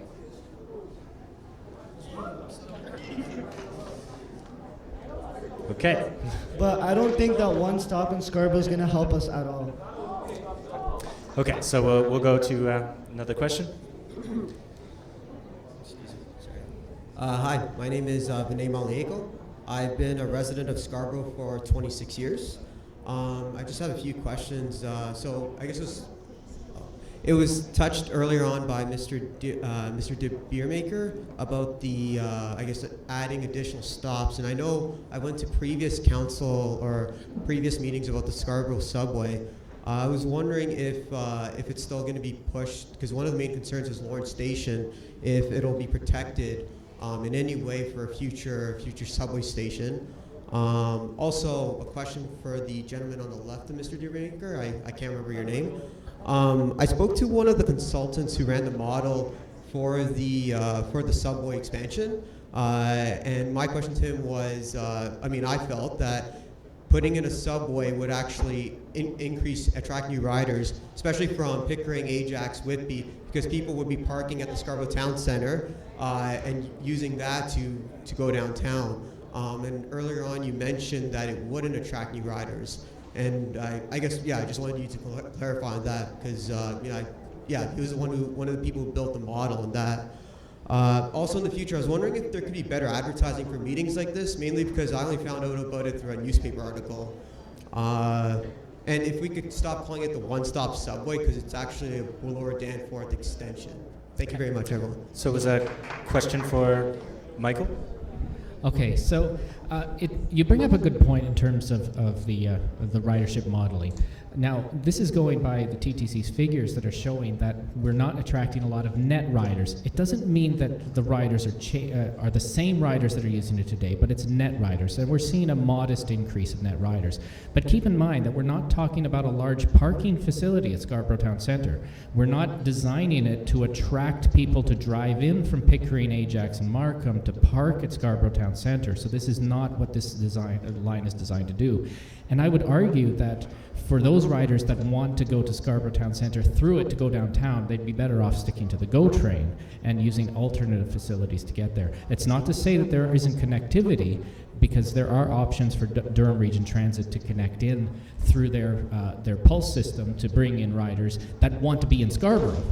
And that's an important part. But in terms of the subway, it's not going to have a large net increase in terms of riders across the region. Okay, we'll go to another audience question. Okay, for my question, can we put a map of Scarborough up? I think it was in one of your slides, Michael, if that's correct. And it would be actually really helpful if you could put up the one that shows the inequality, the one that had the gray and the Scarborough.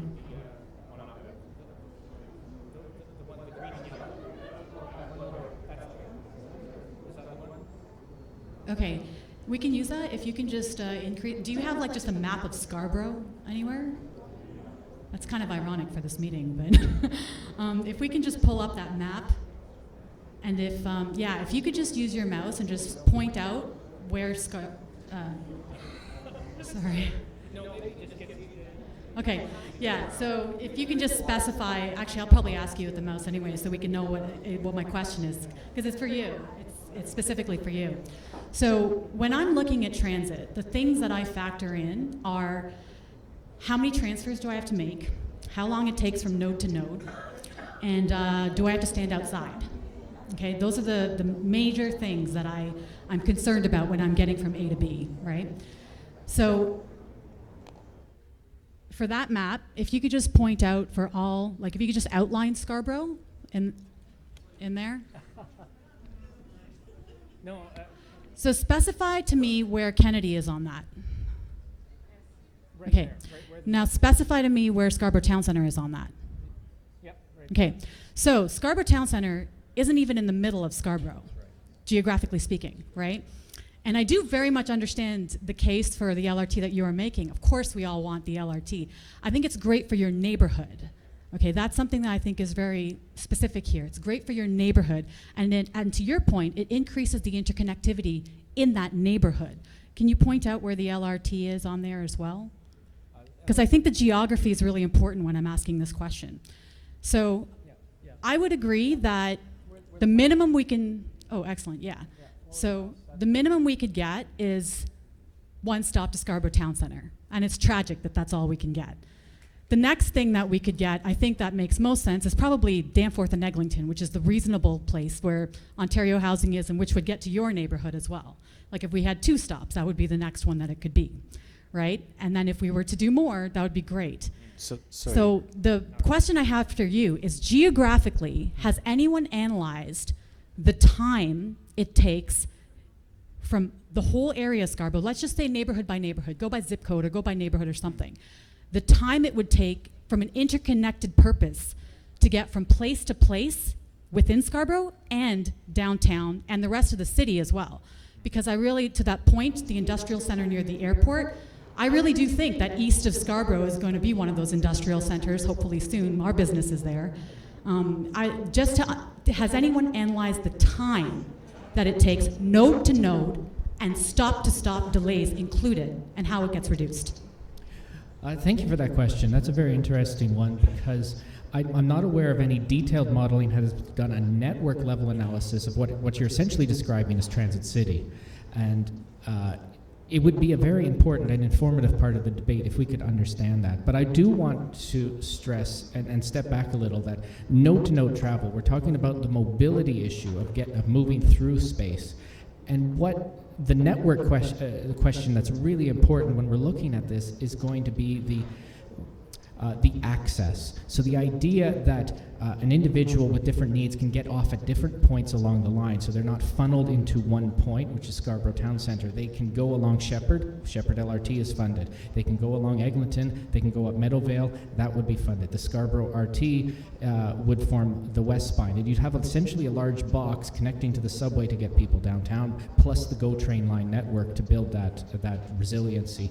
So the LRT provides the flexibility. Have we done detailed time analysis? I would say no, because none of these are essentially funded. We're not at that stage yet. Well, then I would suggest, because for the people who don't understand why us crazy Scarbarians care so much about the subway, the intuitive response for us is it's not enough. You have to understand why this makes a difference. And I do really think that's the analysis that will seal it. Once you take a look at the time savings from people, from where they get transfers, waiting outside in the winter, and how long it actually takes. And that's a very important part. And I do want to stress that, and we've mentioned it before, the Scarborough subway stop is not going to provide net savings for a large number of people. It will provide about 5 minutes one way for each rider, maximum, if you're living at Scarborough Town Centre and you're going downtown. That 5 minute detail, is that with respect to the current LRT? That is that the savings? Yes. So that current LRT isn't going to last anyways. This is to replace that. That's correct. So that savings isn't actually a real 5 minute savings. It's a current 5 minute savings. It's 5 minute savings. That's right. But over time, it wouldn't be a 5 minute savings. But everybody else who's using that line to get to Scarborough Town Centre still has to use a bus to get to Scarborough Town Centre. So for them, there's no net savings for them except for that 5 minutes. Except for the time. Okay. Which later on, which would be more than 5 minutes because you have to replace it. No, it wouldn't be more than 5 minutes. That's the 5 minutes. That's okay. That's all. All right, that's the 5 minutes. We have time for one more question from the audience. My name's Nathan. So as a youth, I don't really use the subway as much as probably some adults do. But when I do use my bus, I go to the beaches for school, Neil McNeil. It's a nice school, but I have to take 2 buses to get there, right? And I find it very peculiar that there isn't a bus going directly through Kingston Road to like Markham and Kingston. I wondered, is there a problem for why that isn't there? Or it's history. Michael. How would the subway really help me or somebody who has to take a 2 bus transfer across a this intersection? Let him ask the question. How would the subway or even the LRT help me get to school faster, or just anywhere without directly needing the use of the subway? Wants to take that? Is it? I guess a quick answer: if you're going along Kingston Road down to Neil McNeil, the subway and the SRT LRT, neither of them are going to help you. Oh, thank you. Because you're still going to be on Kingston. Councillor Ainslie. Oh, thank you. So one of the things that I've always looked at, Nathan, and as a Neil McNeil graduate, I'm glad to see you're here this evening. I've lived your life. I know what it's like to take 3 buses to get from Eastern Scarborough to Kingston Road and Victoria Park. One of the things that I've always worked on is I've been advocating for, once again, is to get a Kingston Road bus that runs right out from Highland Creek that goes right down Kingston Road. One of the issues that first they do a service study, and then lately I've been told the same thing as the community bus route that I've been trying to get is that there isn't any money to do something like that. And that's one of the problems we're going to have is if we keep putting money into large capital projects like a subway station that aren't serving people in areas like Southern Scarborough, for example, trying to get other bus services and express buses into play is going to become a huge issue because that subway station is sucking up capital money that could go into other bus lines. Thank you. Okay. Sorry for the people. We got time for one more question. I'm just wondering. I see about 5 or 6 people left in line. I'm happy if everyone else is happy to let the people in line. Maybe no more people. These last 5 or 6 people, and then we wrap up. Because they've been waiting a long time. I don't want to say sorry, buddy. You missed your chance. If they're willing to stay, I think we're willing to stay too. I'm being told that we can't stay. So we got to keep this moving along. Yeah, we're gonna have to pack up the room, so we'll do one more. I think Councillor Ainslie and I can talk to the park staff since we give them their money to operate the centre. I'm willing to stay to answer the last 6 people's here question.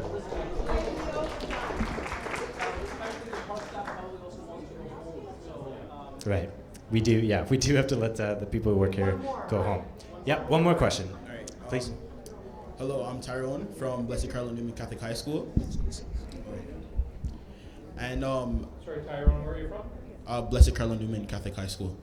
And recently in the past, like my elementary school, I've been dealing with bus fare, getting enough bus fare to leave school, to leave home, and all that. And I wanted to know, just to make sure, in this case of building the LRT, will we have the same bus fare, or will it be increased or decreased? I'm just curious. Yeah, so currently, the building the LRT and the subway system won't affect the fare and what you're paying in fares. One of the biggest challenges that we have in the city of Toronto is the amount of money that we actually get from the provincial government to subsidize fares. I was talking to somebody from Seattle last year. They were telling me that they have an 80-20 fare structure, that the state of Seattle gives each person that rides their transit system is subsidized 80 cents of every dollar, and then 20 cents of that dollar comes out of the fare box. And I said, well, in the city of Toronto, we have an 80-20 split as well. 80 cents of every dollar that goes into the fare box comes out of somebody's pocket. 20 cents comes out of property taxes. We get very little money from the city. 20 cents comes from the provincial government. We get very little subsidy. We always encourage, anytime you're talking with an MPP, that we need more money to subsidize public transit, not only in Toronto, but throughout Ontario. So that's my suggestion. Our capital projects don't increase the fares or affect the fare rate, but what we get from the provincial government has a huge impact on how much your fares are. All right, thank you. And I think an appeal to the province is a good way to go out. I think we are going to have some closing remarks from the organizers of tonight, from Scarborough Transit Action and Scarborough Residents Unite.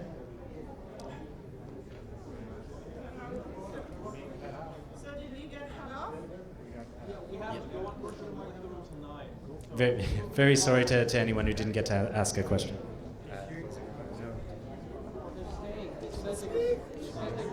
Hang on. I'm getting mixed messages here. So am I.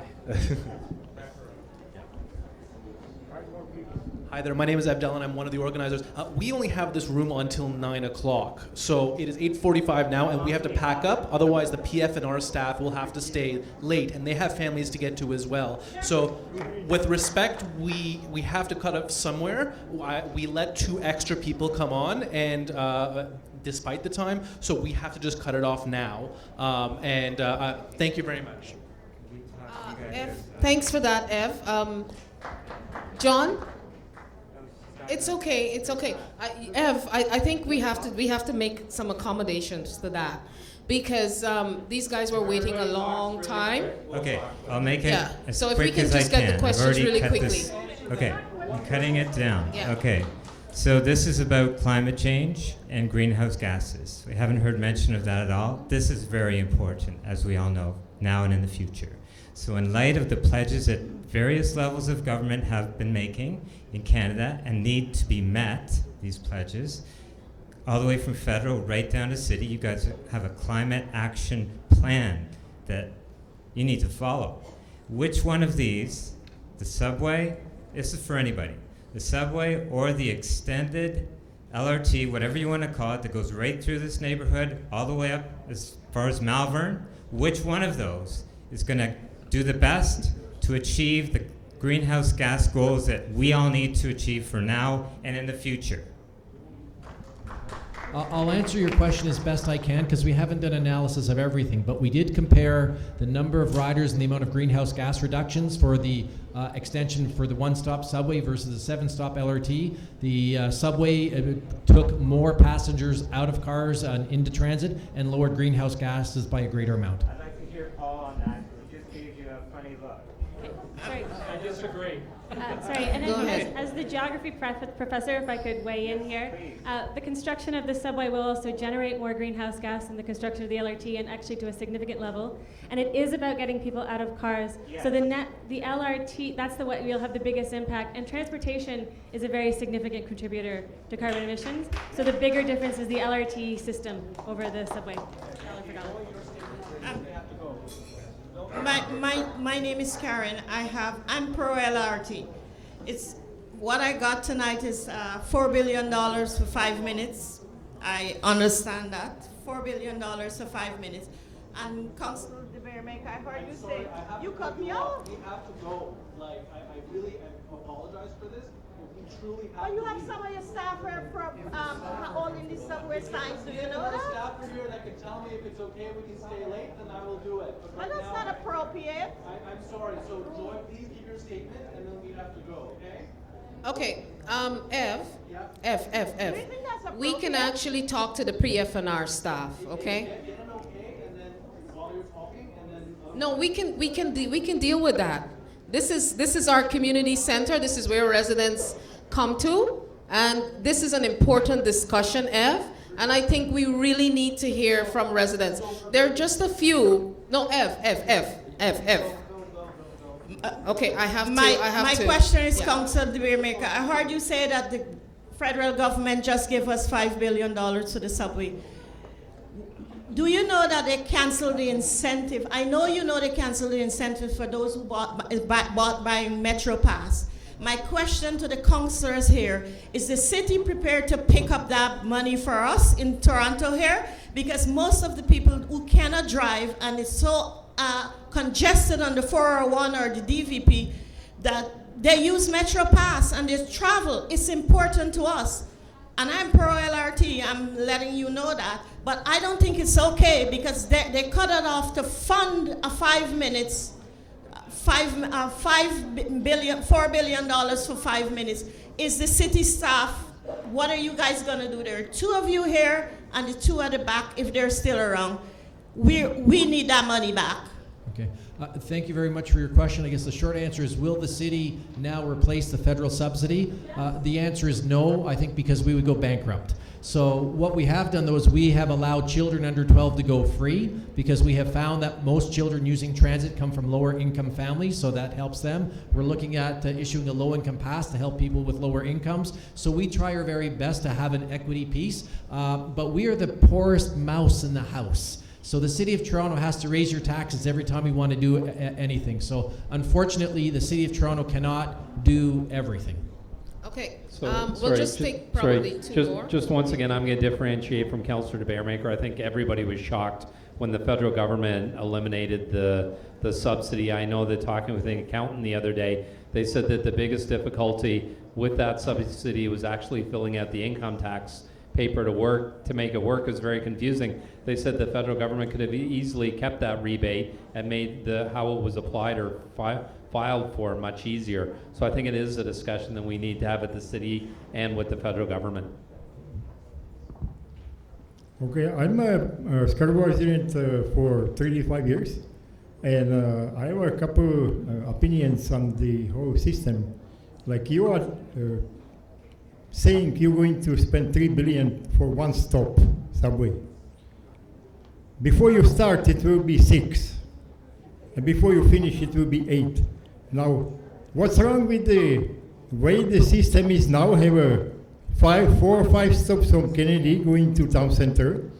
Why don't you just make it simple? Because you politicians like to waste and blow up billions for no reason at all and making more stupid decisions. So what's wrong with the subway going, or you call it LRT, I don't care. What's wrong with it, you guys going from Kennedy, exactly same direction where you are now and using all the stops there now? Just make a whole 1 kilometer from underground going up and keep going where the system is already working. Why we want to blow up $3 billion for making something stupid for one stop? Well, thank you very much for your question. I'd like to say that the subway from Kennedy to the town center is $3.2 billion based on the report we're looking at tomorrow, plus $200 million for a bus terminal. Yes. The LRT system that we could sort of keep in the same alignment costs $3.0 billion. So whether you build an LRT or a subway, you're spending about $3 billion.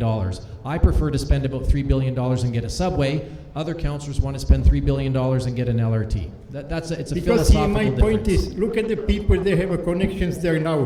What are you going to do with those stops there? We have to take the Midland, next question. Florence, and those places. You're going to cancel it and people go to town center? and go back to Midland or Lawrence to take a bus to go somewhere else. This is completely ridiculous. Hi, I'm Claude. This might be the last I live question, in guys. Scarborough. I also associate with Centennial College at Progress. I go there very often. I see how that college has grown over the last several years.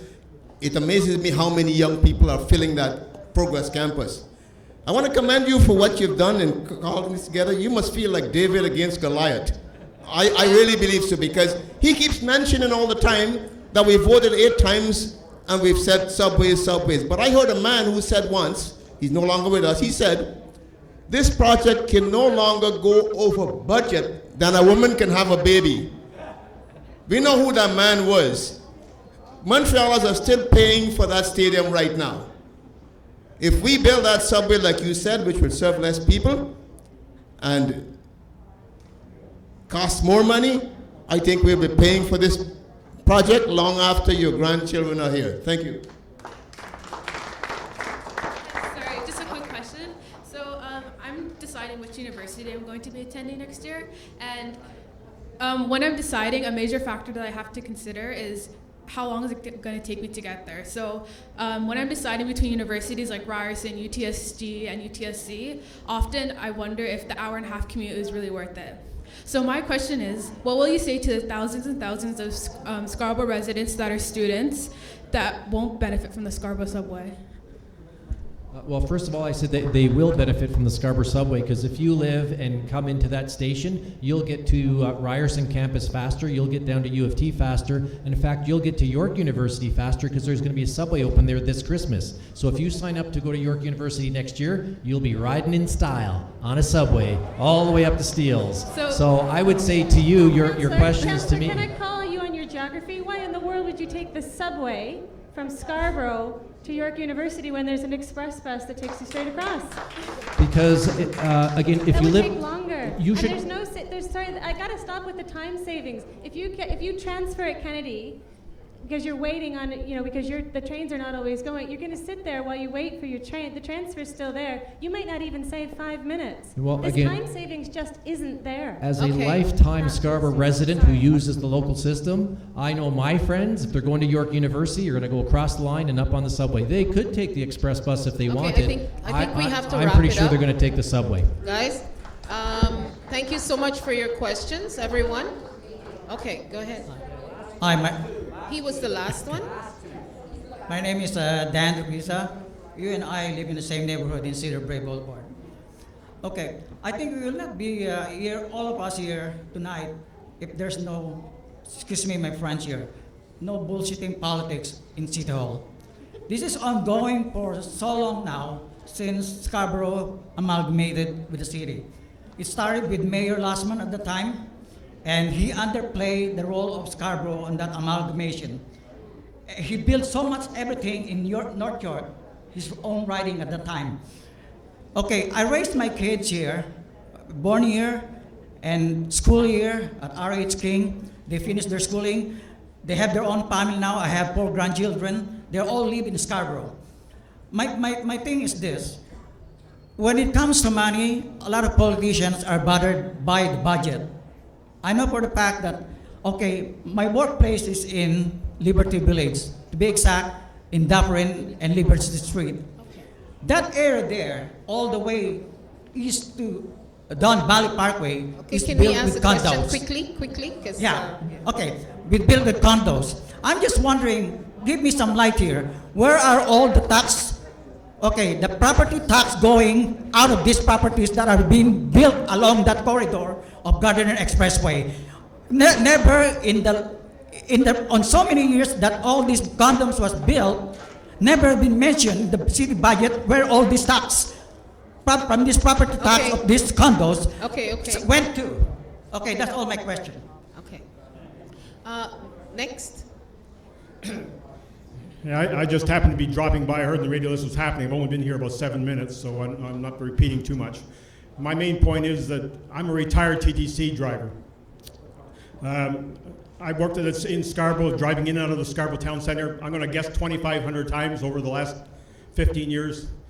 I never actually drove the subway, but I was in the town centre more than anybody in this room, multiplied by 10.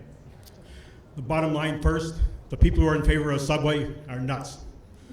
And I know I'm speaking from experience, and I'm not bragging when I say this. I've forgotten more about the subject than most people in this room.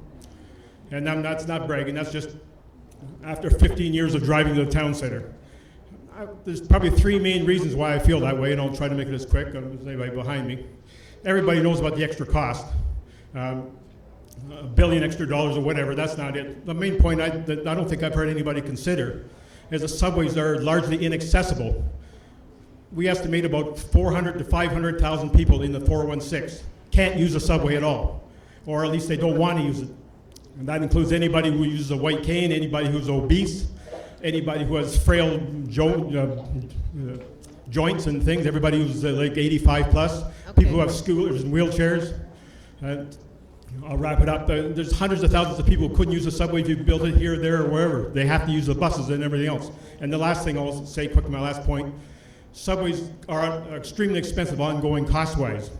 It takes about 5 staff members to run a subway per kilometer for every one staff member, and every one of those that use an LRT, and every one of those staff members, except for the cleaners, every one of those staff members makes over $100,000 a year. Now, it'll be more in 5, 7, or 8 years.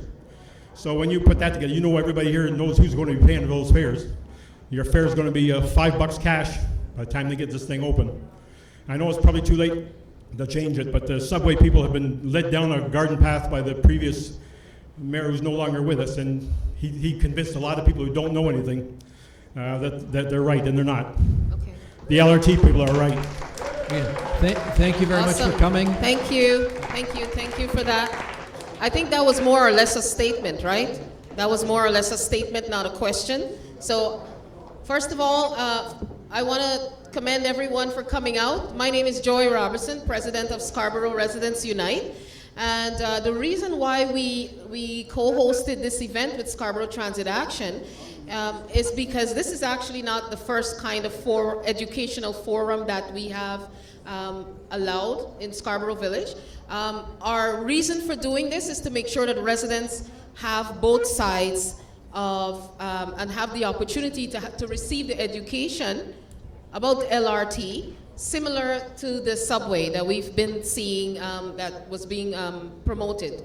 So we wanted to make sure that residents got the education, and thank you so much for coming out today. We're so happy that residents decided to be part of this process, because it shows that you do understand the importance of your role in making that decision. So what I would like our councillors here to take back is the fact that our residents here in Scarborough did have sort of a vote, and that most of our residents are concerned about the accessibility of transit, and that we want to see a connected network built that will definitely affect and assist more residents in their commute on a daily basis. I want to see that reflected in the vote tomorrow, as opposed to them selling us what their priorities should be. What we're seeing here today is residents have spoken, and we would like to see that taken into account tomorrow. Thank you. Have a wonderful day, residents.